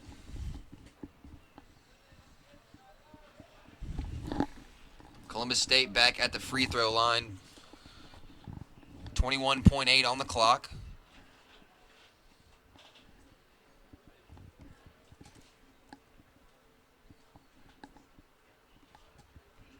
McElwain wheels and deals this one. Fools Tyler Roberts. Swinging to that first strike. But then Jones had the mindset to try to backdoor Cummings going back to first base. Slides back in safely.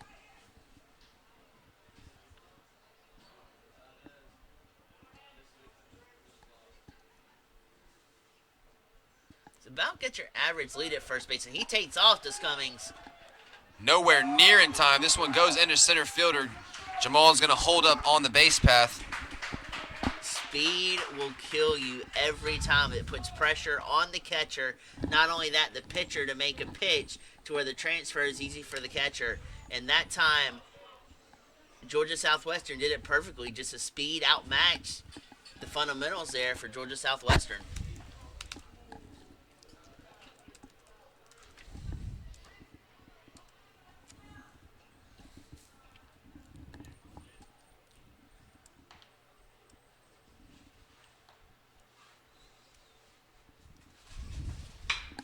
Tyler Roberts goes opposite field, not right to the second baseman. Easy hop. It's a 4-3 ground ball, but Cummings does move up 90 feet. So with 2 outs, Jags have a man 90 feet away, trying to build this 2-run lead. And fans, with 6 seconds left, Columbus State on the free throw line, looking to hold off Augusta. It will be an upset.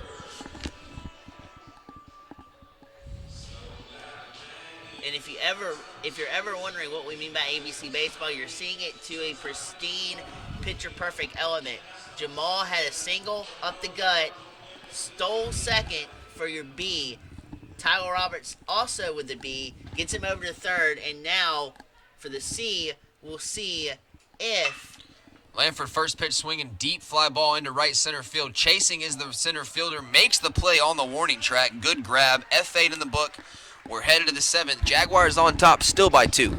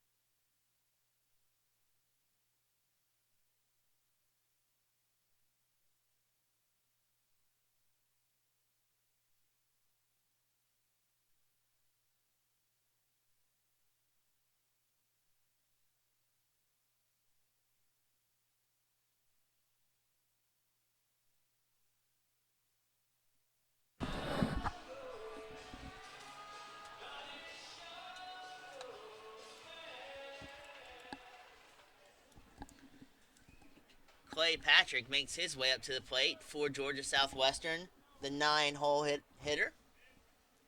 And Will Thompson's back out there. Starts Patrick's at bat off with the ball up towards his chest.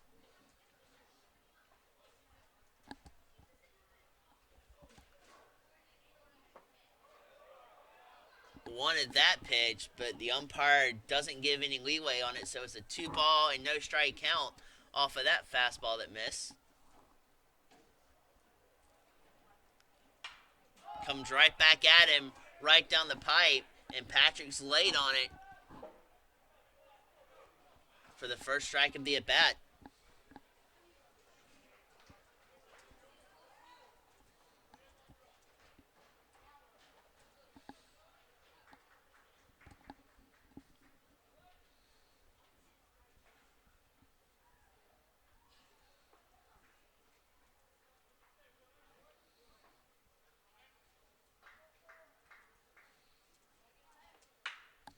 With a Texas side swing there, ropes that one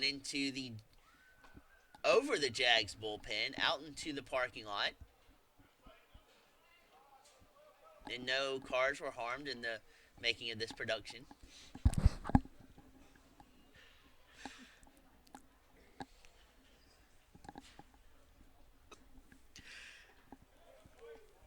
As Thompson tries to bury the outside corner, but it dips low. So payoff pitch ensuing here.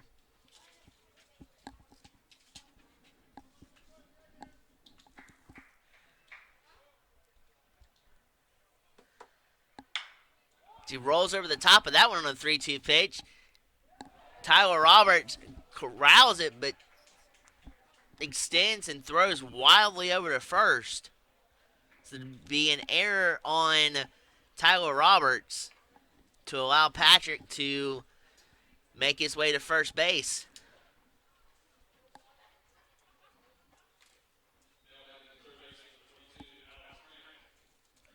Kranick back up to the dish and at the top of the order for Georgia Southwestern. As Lanford wants to come in to have a word with Will Thompson. Probably talking about the setup and where they're going to be playing. It is double play territory if you are the Jaguars. The top half of the 7th inning. And that ball is ripped right toward Lanford, off him, and that allows for Patrick to move over to third. That was laced. What do you think? I think it's a hit.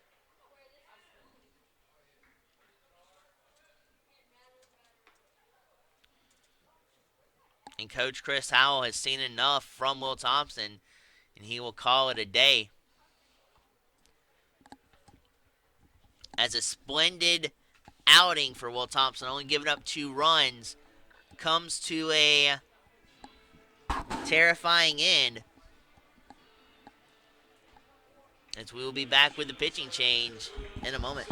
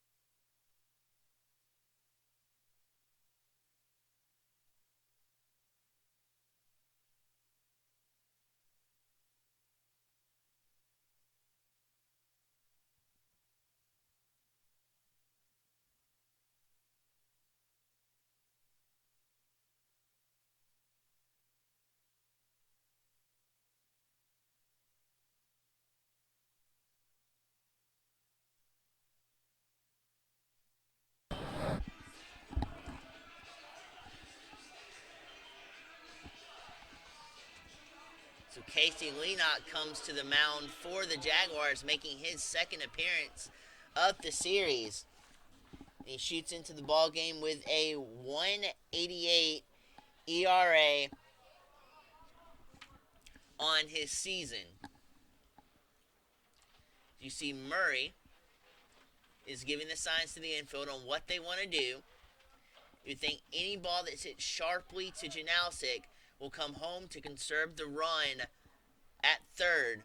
Anywhere else, you're going up the middle, or even at first base, you're going to second and then first. There's a bunt laid down, and Leenock's only play to first base was for naught as that throw was sailed wildly on him, and the Hurricanes have enacted a hurricane, or getting themselves right back into the thick of things here with their third run of the ball game.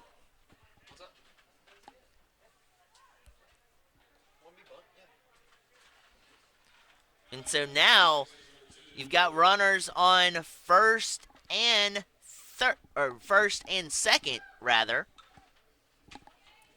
as Leenock's ERA will escalate.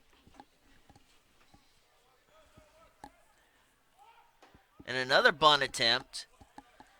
It's pulled back, but the call still stands as a strike.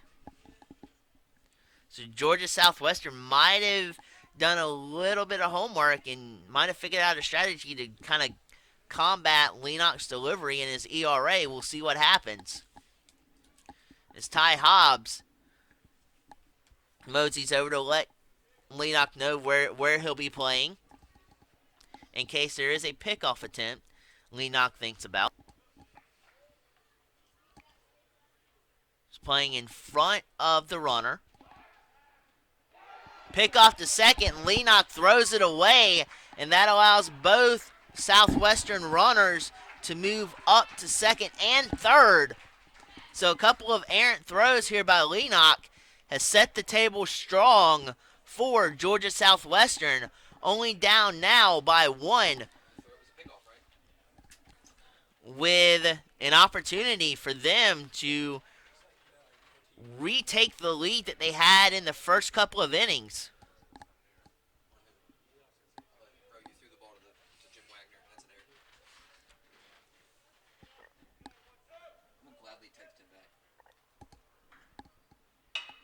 And that ball shot up the gut, right to Lanford, concedes the out for a run.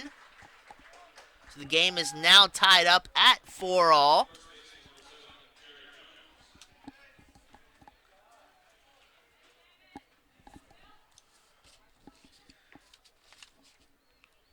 Leenock's trying to work out of this predicament with as limited damage as possible. After two errant throws, cost the Jags a run.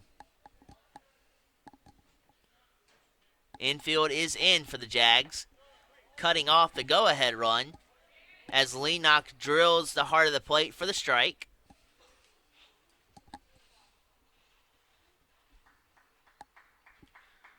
Murray sets up outside. Let's see where Leenock delivers. Outside he does go, but low. As it's an uno count up on the board.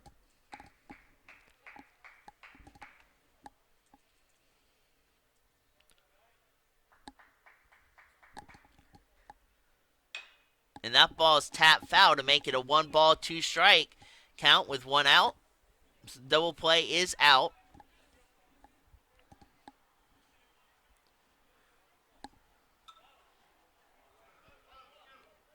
You've got a runner on third.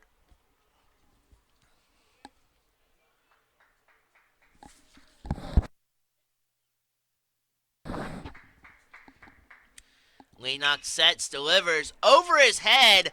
Great play by Lanford. Throw sailed on him a little bit, but Hobbs recovers. And an absolute great stab at first base to acquire the out and keep the runner at third at bay. Back-to-back shots right to Lanford, playing strong defensive work up the middle. Now there's a conference by the umpires. Remember the last time they had a conference. It got overturned, but this time it stands. They keep it 2 outs. Jaguars tied 4-4 in the Peach Belt Conference game. Game 2 of the league series. Back to the plate. Number 3, the shortstop, Zach Barron. Friends, shout out to our crew in Covington, Georgia. Jake Mundy especially. Thanks for tuning in and checking out the Jaguars.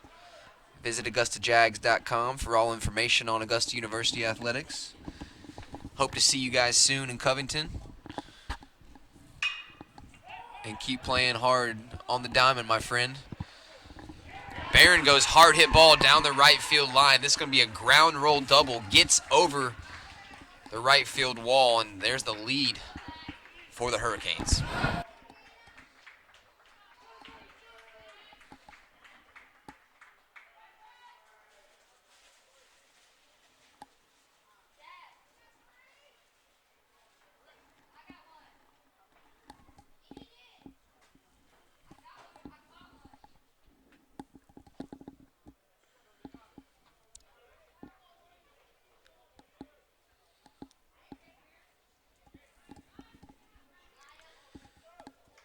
And so Leenock, who had a solid 2 outings Wednesday and last night, gives up 3 runs here in the 7th.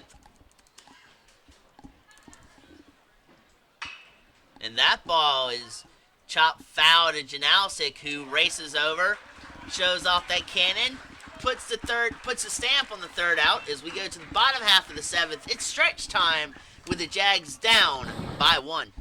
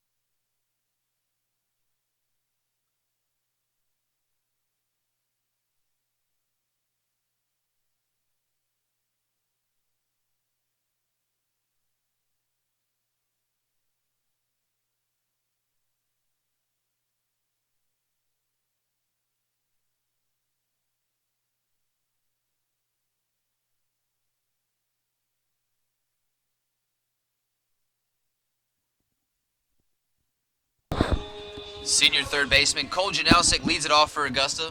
3 for 5 day in last night's conference opening battle. Went triple-double single. And now he starts things off for Augusta. Bottom of the 7th inning, Southwestern explodes for 3 innings in the top half of the inning. They steal a 1-run game. 10 hits for the Hurricanes, 6 for the Jaguars. Jags have a little bit of work to do here. McElwain's still on the mound, the rookie lefty for the Hurricanes. He deals and a 1-0 fastball low, 2-0 count. So with that explosion, not only did they overtake the Jags in the run department, but also in the hit department by 4. It's now 10 hits to the Jags 6.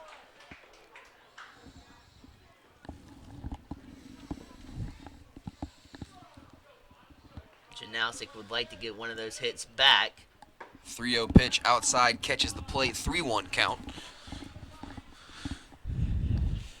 Men's basketball update, fans. Columbus State held off the Augusta Jaguars in the Peach Belt Conference semifinal tournament game. They won 62-57. That ends the Jaguars' Peach Belt Conference play, but Jaguars ranked number 3 in the NCAA Southeast region. We expect to receive a berth to the NCAA tournament. We'll await for that fate. Back to the dish. Center fielder Jim Wagner, the lefty, out of Parkview High School in Stone Mountain, Georgia. You know, there's a softball chant that comes to mind with what happened right there. We love free bases. That's right. Free bases to lead off the inning. Leadoff man on board. Lots of speed in the box and on the base path. Defense playing Wagner straight up. as he spreads it all parts of the field, and McElwain's going to go check on Jano at first. He's back in time. You've got Wagner's done some damage today, this afternoon rather, as he was a part of that inning to where they scored 3 runs, believe in the third.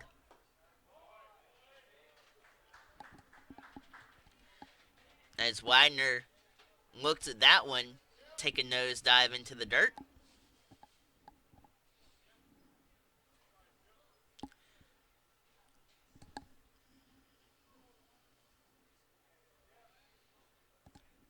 The righty comes set, the lefty comes set rather, and that ball is fired up in the zone for the second ball at the at-bat. Little bit of a long chain here on McElwain, giving up 4 runs here through 7. As Wagner awaits a 2-0. Make Foul that ball to 2-1. the left side.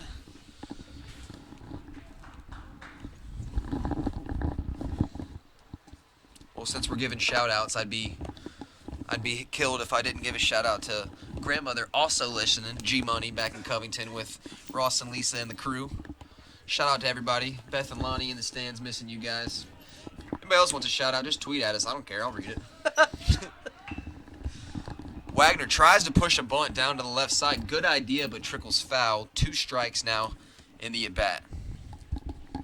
No outs here. Bottom of the 7th inning. 3 runs for Southwestern in the top half. Southwestern 5-11, 0-4 in the conference. Jaguars 6-8, 2-2 after last night's 10-5 victory.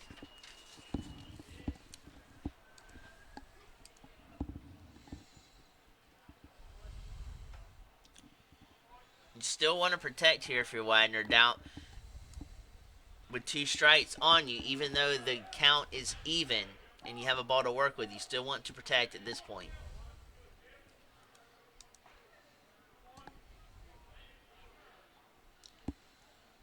And again, McElwain's checking on the speed of Janowski at first. It's twice, I believe, in a row that he's thrown back over.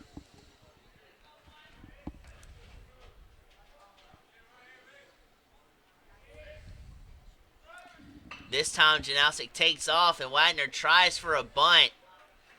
Could not square it up fair. Bunts it in foul territory, and Wagner is set down on strikes.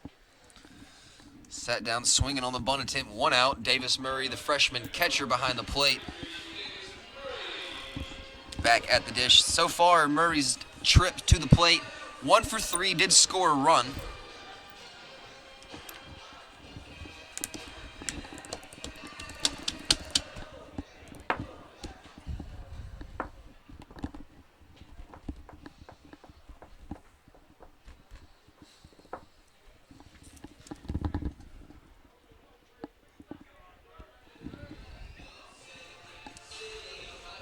So after a catcher-pitcher conference,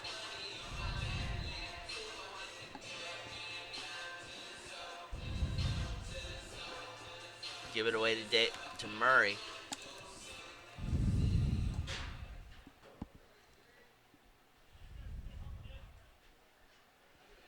One out here in the 7th.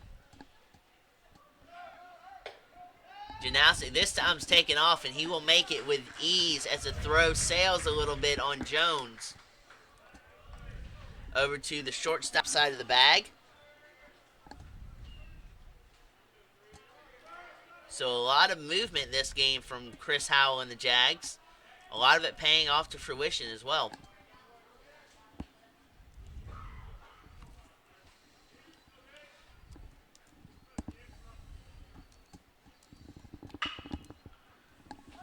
And that ball screeched past the third baseman in foul territory.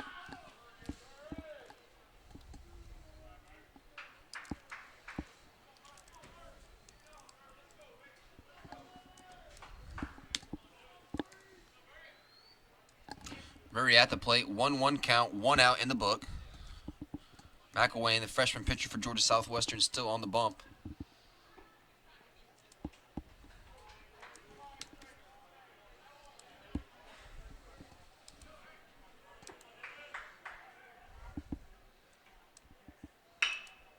That ball's chopped out the shortstop. Janowski holds.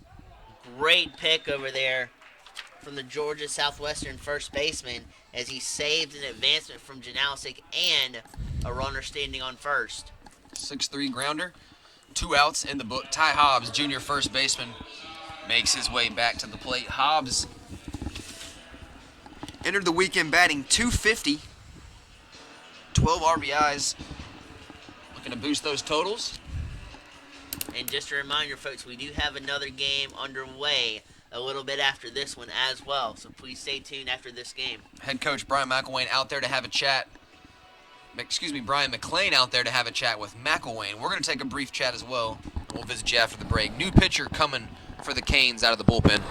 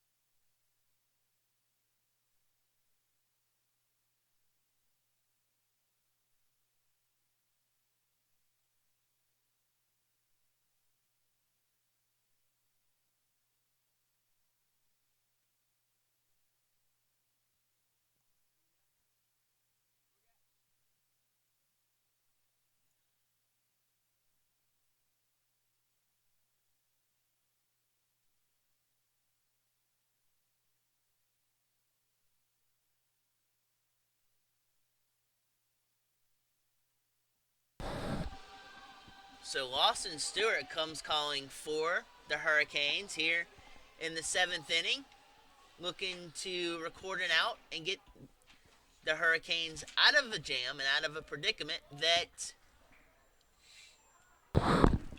has been fruitful for the Jags in terms of getting runners on base.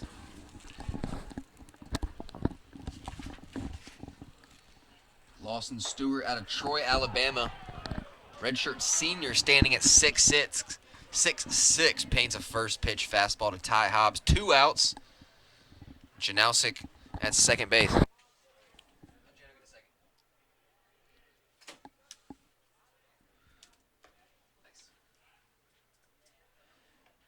Hobbs watches this one as it floats outside.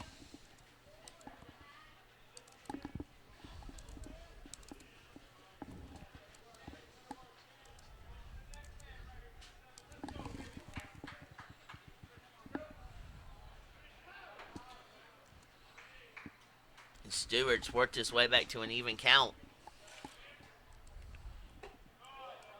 Now falls behind in the count. 2 balls and 1 strike.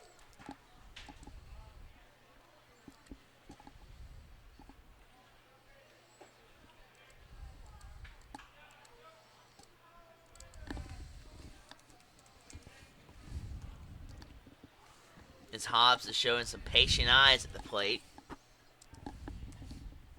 The next pitch is underway. A curveball Hobbs tries to jump on this one, but a wee tad too early as that ball hits on the cover above Lake Olmsted Stadium.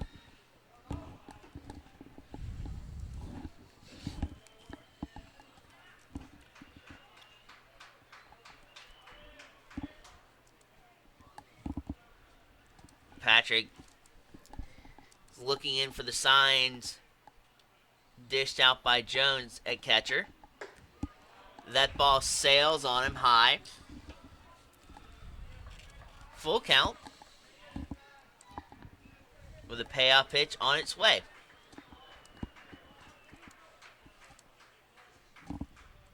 See, the outfield is playing straight up. Infield is playing straight up with the first baseman and third baseman behind the bags. And Hobbs orchestrates a walk here in the 7th inning to have runners on first and second. Freshman left fielder Adam Sperlin back up to the plate for Augusta. Sperlin's seen a lot of action all over the place on the dime in infield and outfield. He's 0 for 2 thus far.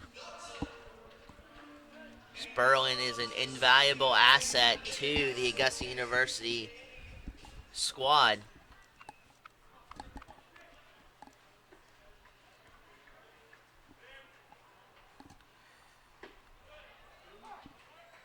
See, gazes at a first pitch strike outside corner.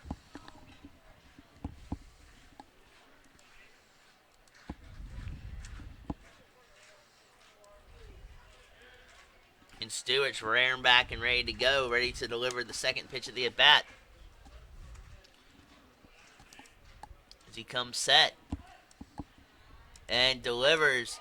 Slider barely nudges outside of the zone to even the count at 1-1. That was a pretty pitch. Excellent.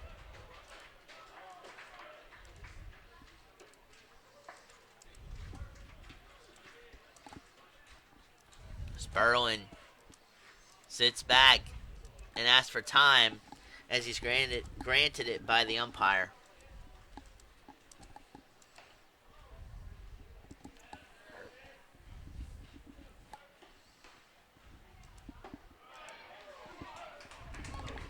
That fastball bit the low part of the strike zone, as it is now a 1-ball, 2-strike count.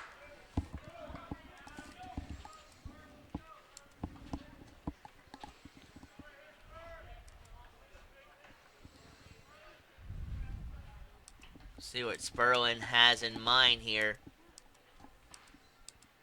As Stewart drills the outside corner. Jaguars strand 2 men on. We're headed to the top of the 8th inning. We trail by 1 here on the Jaguar Network.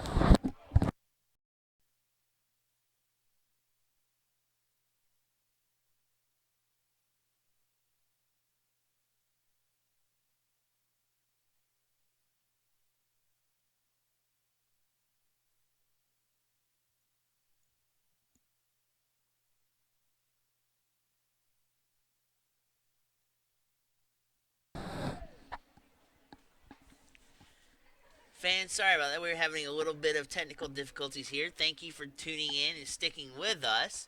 Joey Stillwell is on the mound for the Jags, as his first pitch is a little bit high. We're at the mercy of the Lake Olmsted Stadium internet and not the best, but it's okay. We're back on. Little nubber off the hands. Pop up towards the shortstop, F6 in the book, 1 away for Joey Stillwell. Third pitcher on the day for the Augusta Jaguars. Will Thompson made the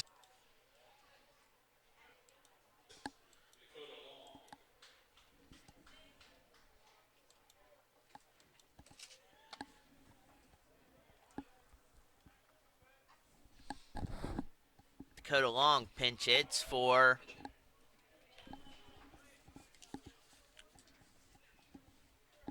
Stillwell, delivers a strike to him.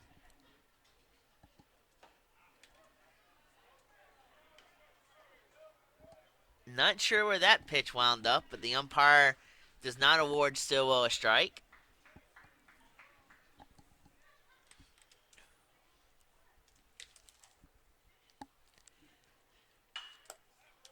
Tried to inside swing as it bleeds out fast over to the left.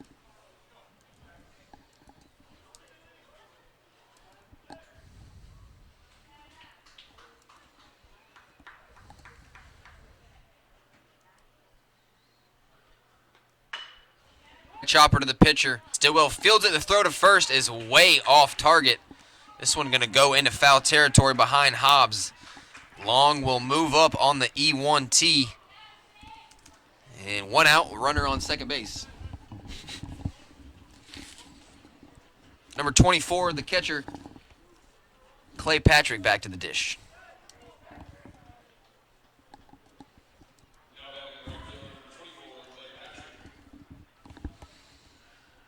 We'll probably have a new catcher when Georgia Southwestern ends their half of the 8th inning.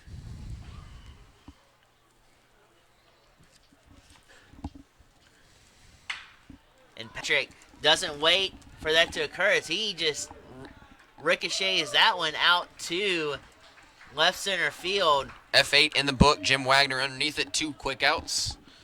And Joey Stillwell trying to recover from the throwing error over to first base. 2 outs in the books.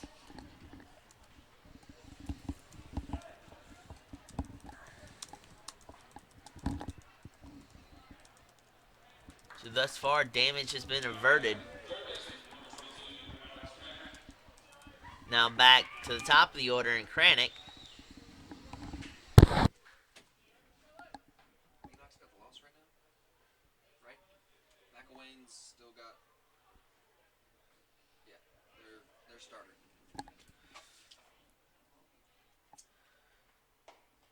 Stillwell fires a changeup that's in on the hands of Patrick for the first ball at the at-bat.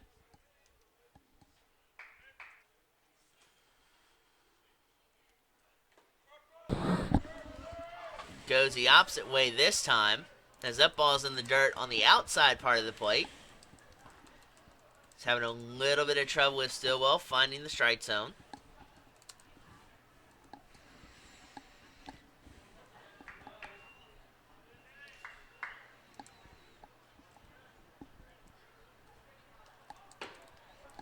Fastball to the outside corner, but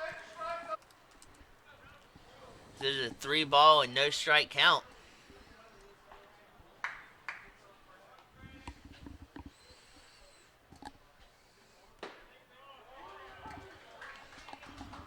Get me over fastball from Stillwell finds its mark.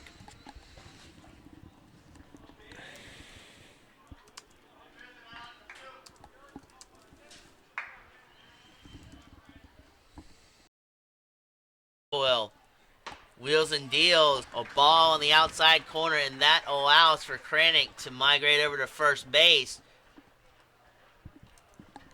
And now he hands it off to Alderman, the center fielder for Georgia Southwestern, who already have a 1-run lead here in the 8th inning. Jaguars at one point in this ball game led by 2.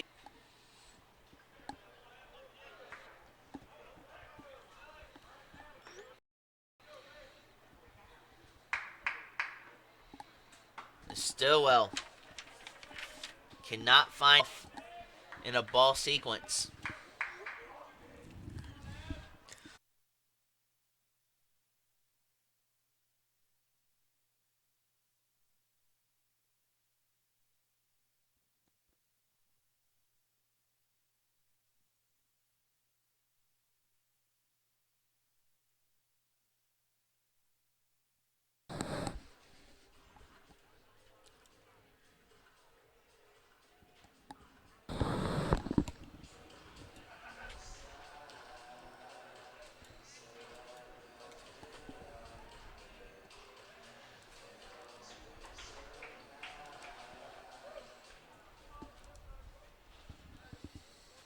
So with 2 outs, Alderman at the plate for the Up under the chin. guys on the day. Stillwell comes set. for the Hurricanes.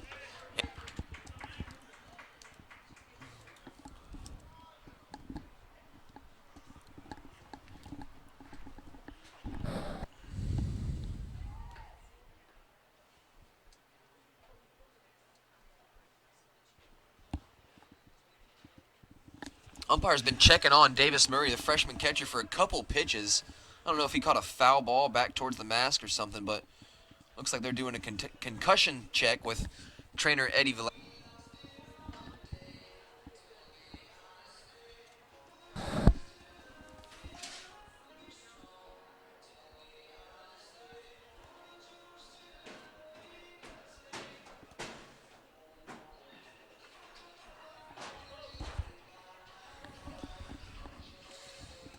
So it looks like we're going to have to make a defensive change. Could just be precautionary, but that's what we're all about in the NCAA, taking care of our student athletes. And Murray, that's going to be his day here in the first with the call. But now Brent Alford, the junior catcher, back up on the diamond. He's our new catcher here in the ball game. 2 outs, bases loaded. We'll take a quick pause.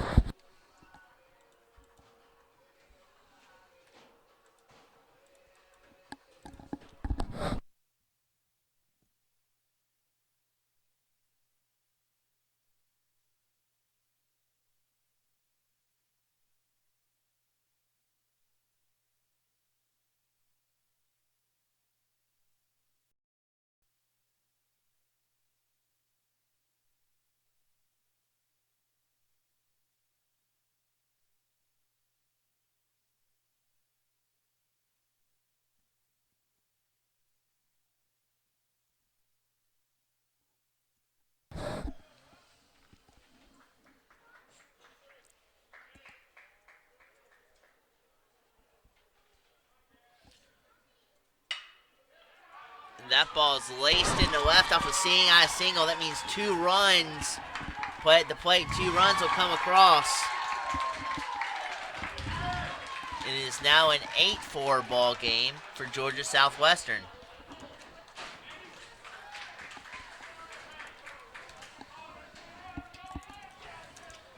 So Stillwell was trying to pitch out of a jam. He cannot. 11 hits now for the Hurricanes. Brings up the shortstop, number 3, Zach Barron.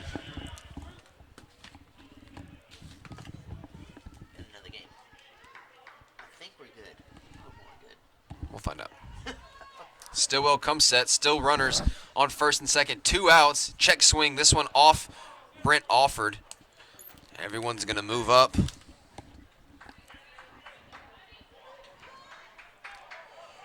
Folks, thanks for sticking with us. We've been having some internet technical difficulties here. Think we've got it back up and running. Thank you for sticking with us. So we're in the 8th inning. 2 outs. Joey Stillwell on the mound. He's already given up 2 runs in this inning. Maybe more.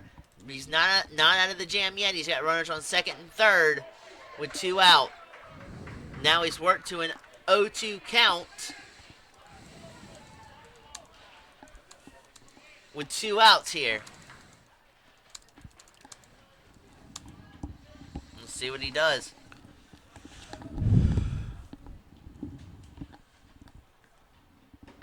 Swing and a miss on a biting changeup. Jaguars headed to the bottom of the 8th inning, trailing 8-4.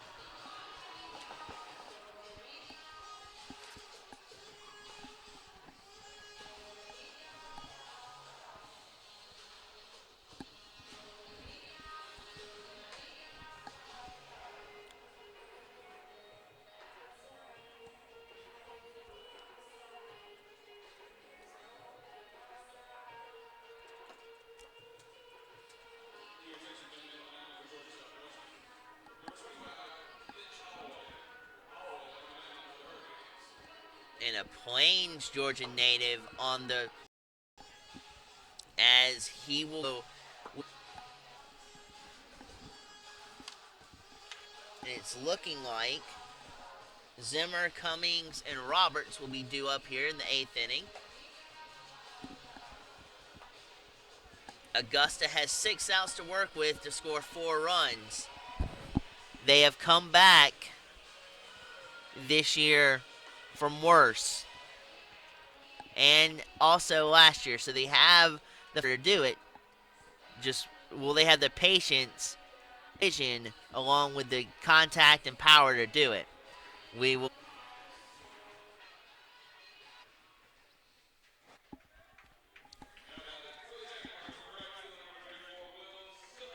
As the Jaguar right fielder Will Zimmer marches this way up to the dish.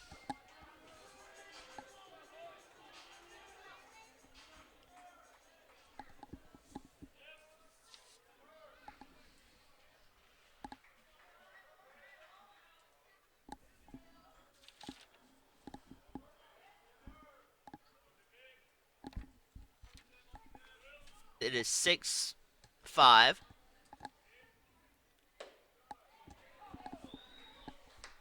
That second pitch catches the inside corner there on Zimmer. He's even the count up at 1-1. Holloway's working quickly. The bat is low. Had tremendous of that fastball. He's got a 2-1 count. That. Way off target. Zimmer's going to move up.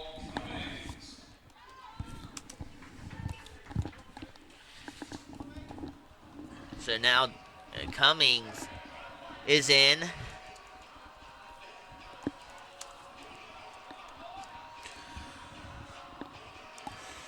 As Zimmer stands at second off of Taylor just described as a throwing error. And now Jamal Cummings has a chance to tack on 1 RBI to his RBI total.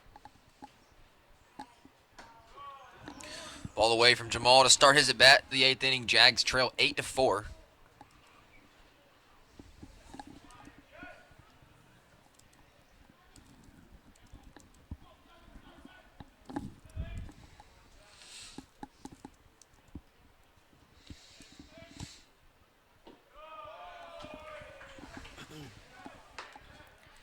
Good eye. There's Jamal straightens up and watches that ball inside.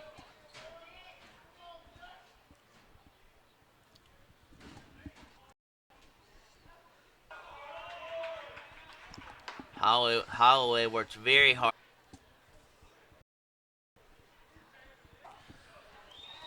That strike is in there on the inside part of the plate. 3-1 count now to Jamal Cummings.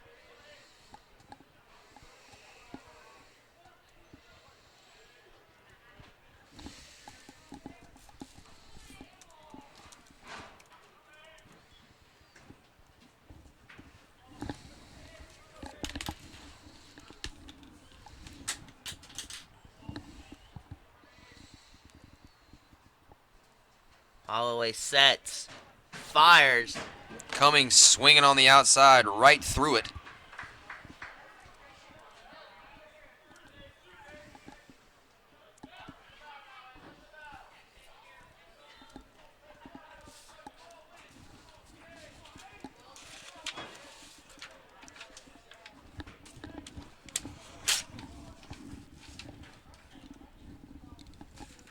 Holloway sets the 3-2 pitch on the way. Cummings stays alive with a foul ball back to the screen.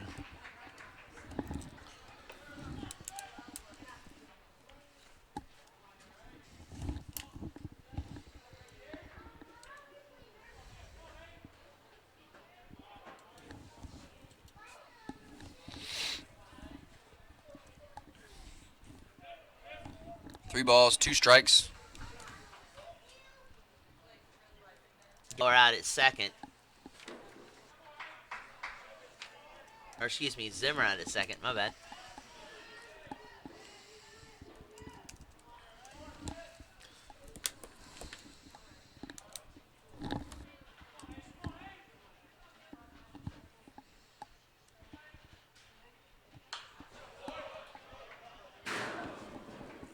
Cummings is fighting, staying alive on its way.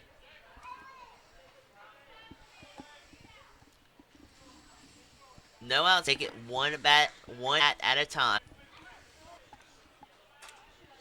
Cummings has an opportunity to either drive Zimmer around second and around third, or advance him to third.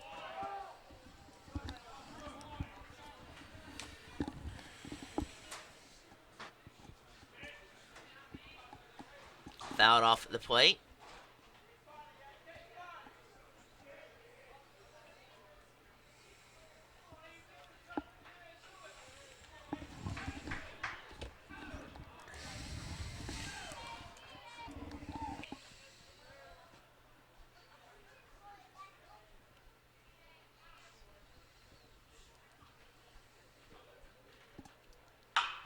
Cummings pulls this one to the right side, going to move Zimmer up. The throw over to first base just in time to get the speedy junior. 4-3 ground ball. Moves up Zimmer, gets to the 9-hole. Roberts, the senior, out of Fayetteville, Georgia.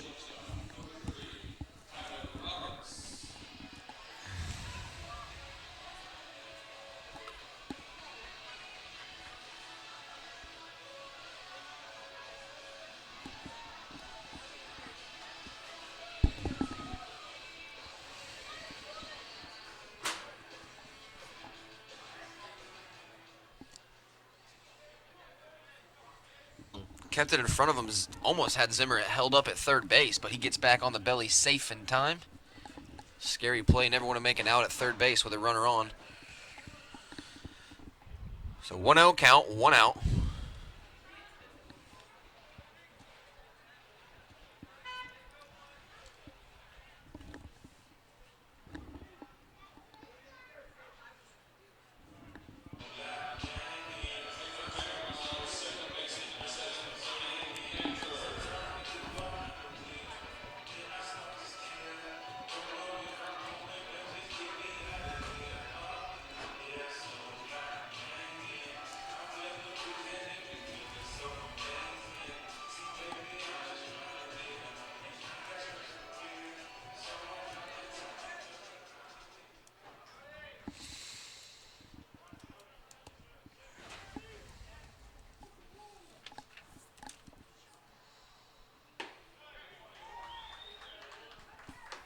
Pegs the outside corner to Holloway. To Lanford.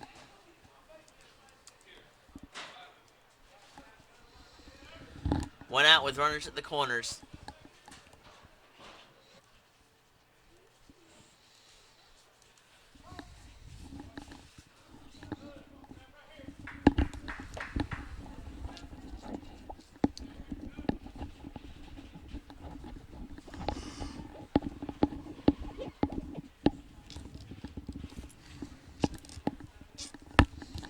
D-Rob gets a lead off second, off first. High fly ball into foul territory. Chasing is the second baseman. Can't find it. In the sunlight to shadow. In the next game that we have coming up after this one, those shadows creeping across the pitcher's mound, and that will be horrible if you're a batter looking into the sunlight, adjusting to the shadows when you're at the plate. But that'll be in the next ball game.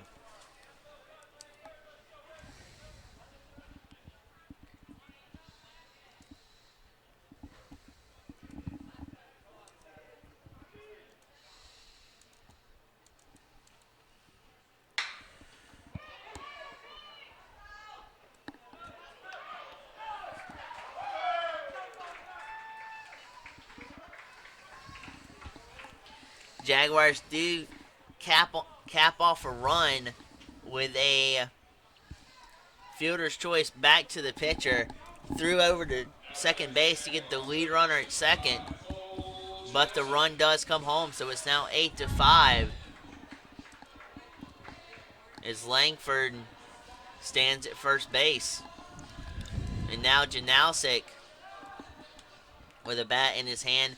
He has a chance here to go for the series cycle. As last night, He had a single, a double, and a triple. He could cap that off with a home run right here and get the Jaguars within 1 run of tying Georgia Southwestern.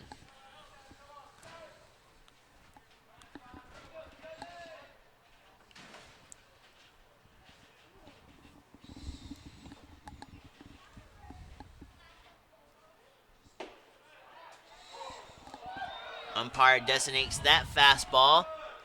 Touches the inside corner for the first strike.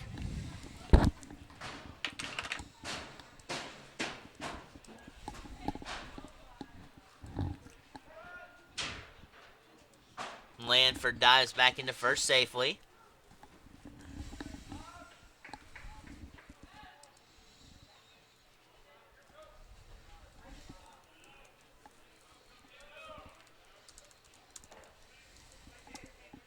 This Janalsic waits, but he doesn't get a throw as Holloway's more concerned with Lanford over at first base.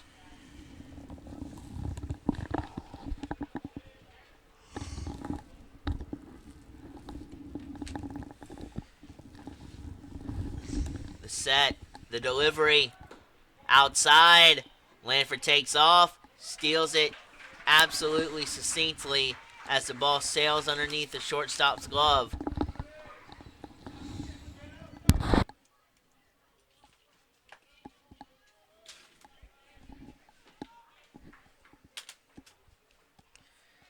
And so now Janalsic stands back in the batter's box with a runner in scoring position now 180 feet away from home plate.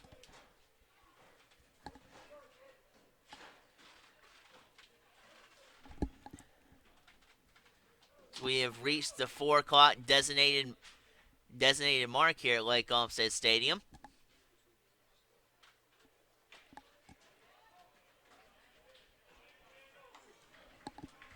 And that ball was swung right through by Janalsic. Again, 2 down here in the 8th inning.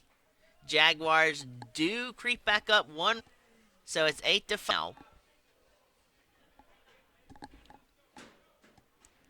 And the Jaguars are itching for more runs to come across home plate as they have a runner in scoring position in Lanford with Janalsic at the dish.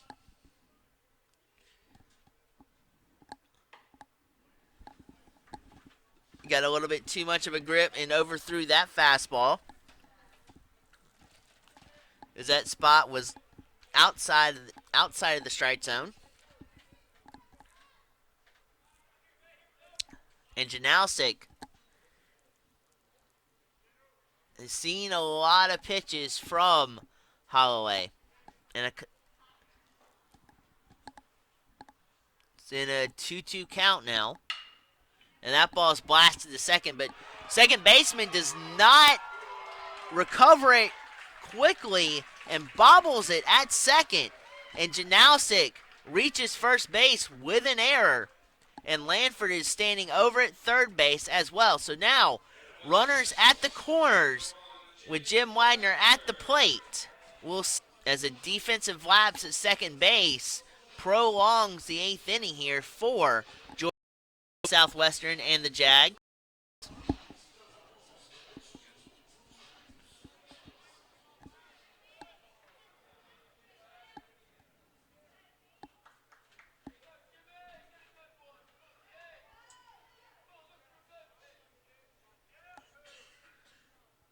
Wag sets up, takes a strike inside.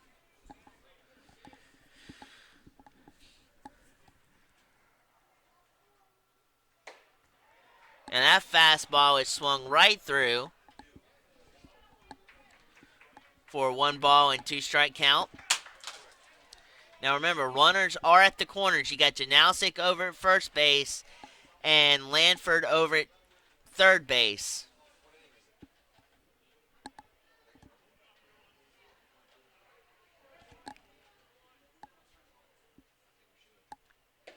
And Widener swings at a fastball that didn't look like it had the outside corner, so he got fooled. And that'll wrap it up for the 8th upcoming.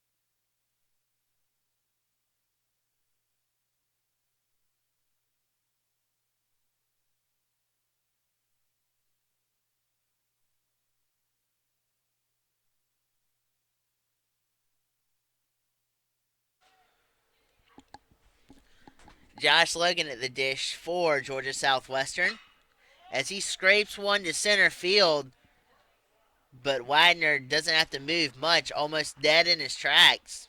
He gathers that one out in center field.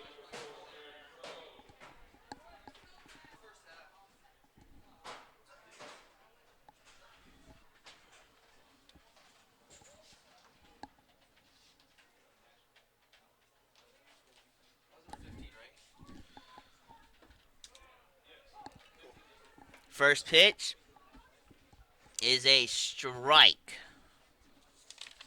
Out to Crow, the left fielder. Yeah.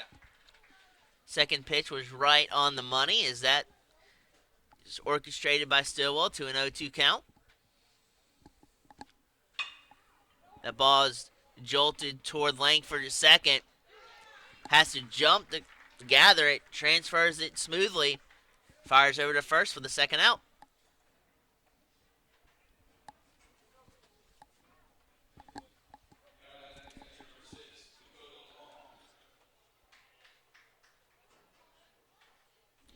So now Long stands in. It's his second plate appearance of the ball game. 2 outs here in the ninth inning.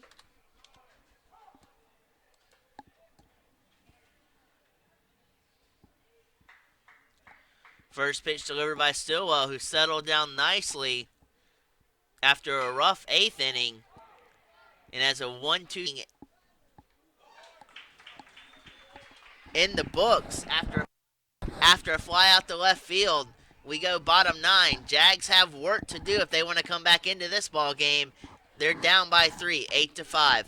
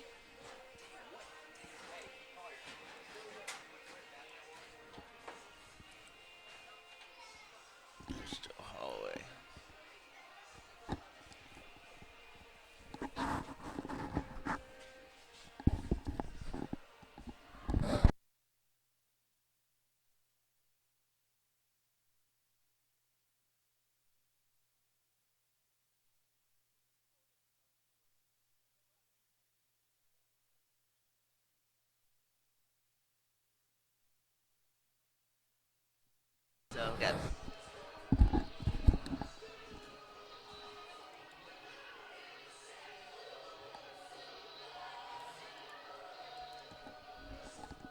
So Holloway's back at the mound looking to close the door and garner a save for this ball game for Georgia Southwestern.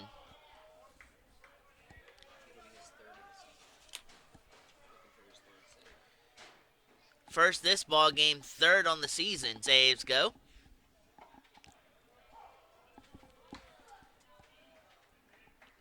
Not looking too pretty if you're a Jag fan right now. It's an even count at 1-1. We're in the bottom half of the ninth inning. Holloway's working quickly as the Jags are down 1-2 strike count with nobody out here in the ninth inning.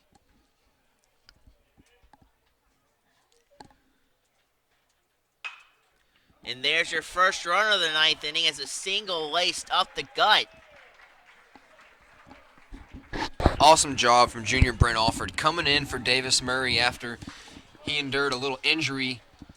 Comes up first at bat on the bench all day and knocks a hit. Leadoff man on board, nothing more you can ask for from head coach Chris Howe. Single into center field, and now first baseman Ty Hobbs. Chance to blow this thing up. It's a 3-run lead, so there is a save intact. Holloway going for number 3 on the year.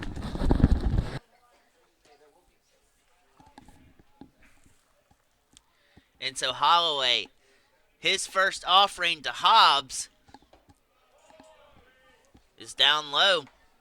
Again, Jaguars exhibiting patient eyes here, making Holloway work for it.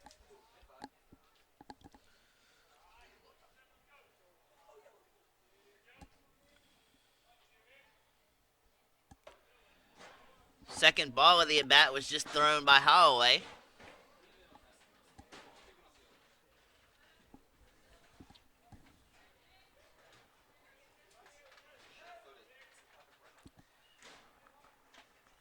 Two balls and no strikes. No strike count to Ty Hobbs. So he looks at the first strike. Thought that was a little inside at first. But the umpire says it's a strike.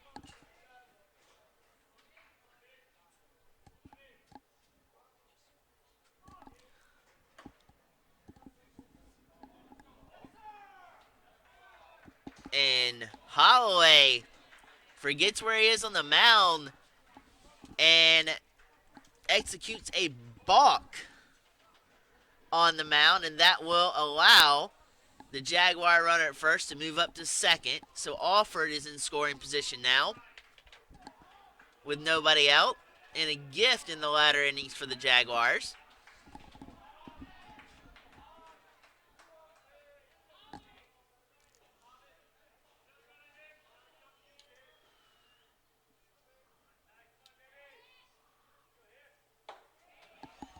Swing right through that one. Wanted that pitch back. Swung right through that. 2-2 after the balk from Holloway. Alford at second base on the leadoff single. Hobbs 2 for 3 day. 1 run, 1 hit here in game 1. Game 2 coming up right after this, fans. Hoping for some better internet up here for the live stream. Here's the pitch. Check swing down on strikes. Hobb gonna have a seat. 1 out for freshman Adam Sperlin back to the dish.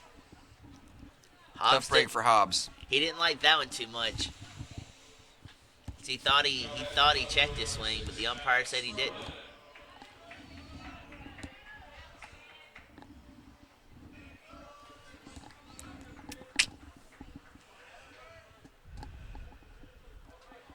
There's a massive gap in right center with the right fielder playing more towards the line and the center fielder playing straight up.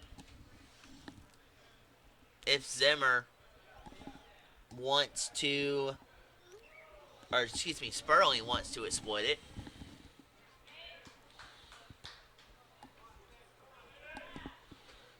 Got one batter ahead of myself in the Jags line. Pitch on the way to Sperlin.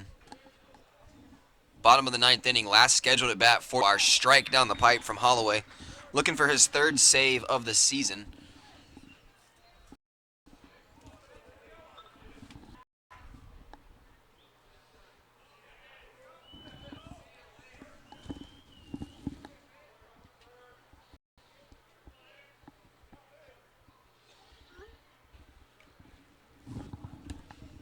He wheels and he deals.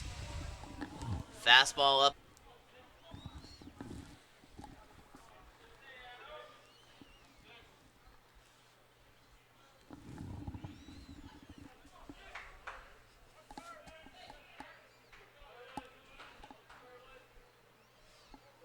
Holloway sets.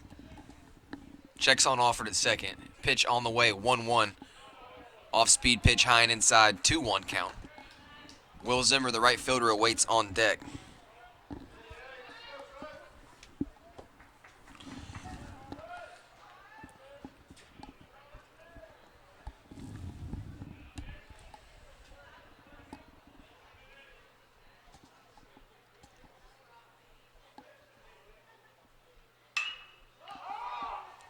Pop fly ball to the right side. Chasing is the second baseman. In on the shadows. Makes the play. Alford has to hold up 2 outs.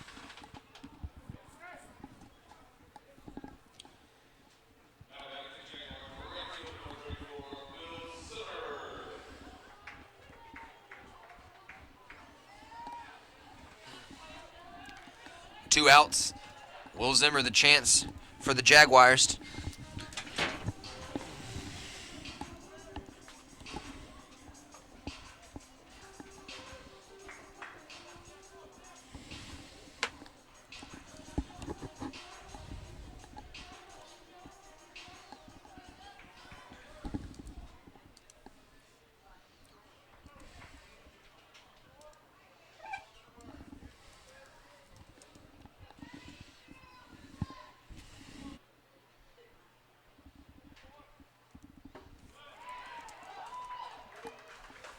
Zimmer watches that first pitch. This is a strike right down the pipe.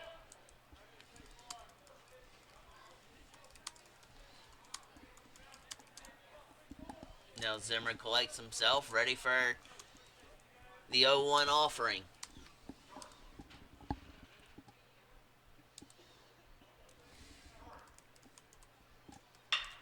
The ball squirted to the third baseman. He fires over, high throw, but gets him in time. Just Southwest alive this ball game, scoring 8 runs, and that would be the score that they would go on to defeat the Jaguars, 8-5. Thank you so much, fans, for tuning in to the first game of the doubleheader, and we apologize for the technical difficulties. We will get those hopefully resolved by the second game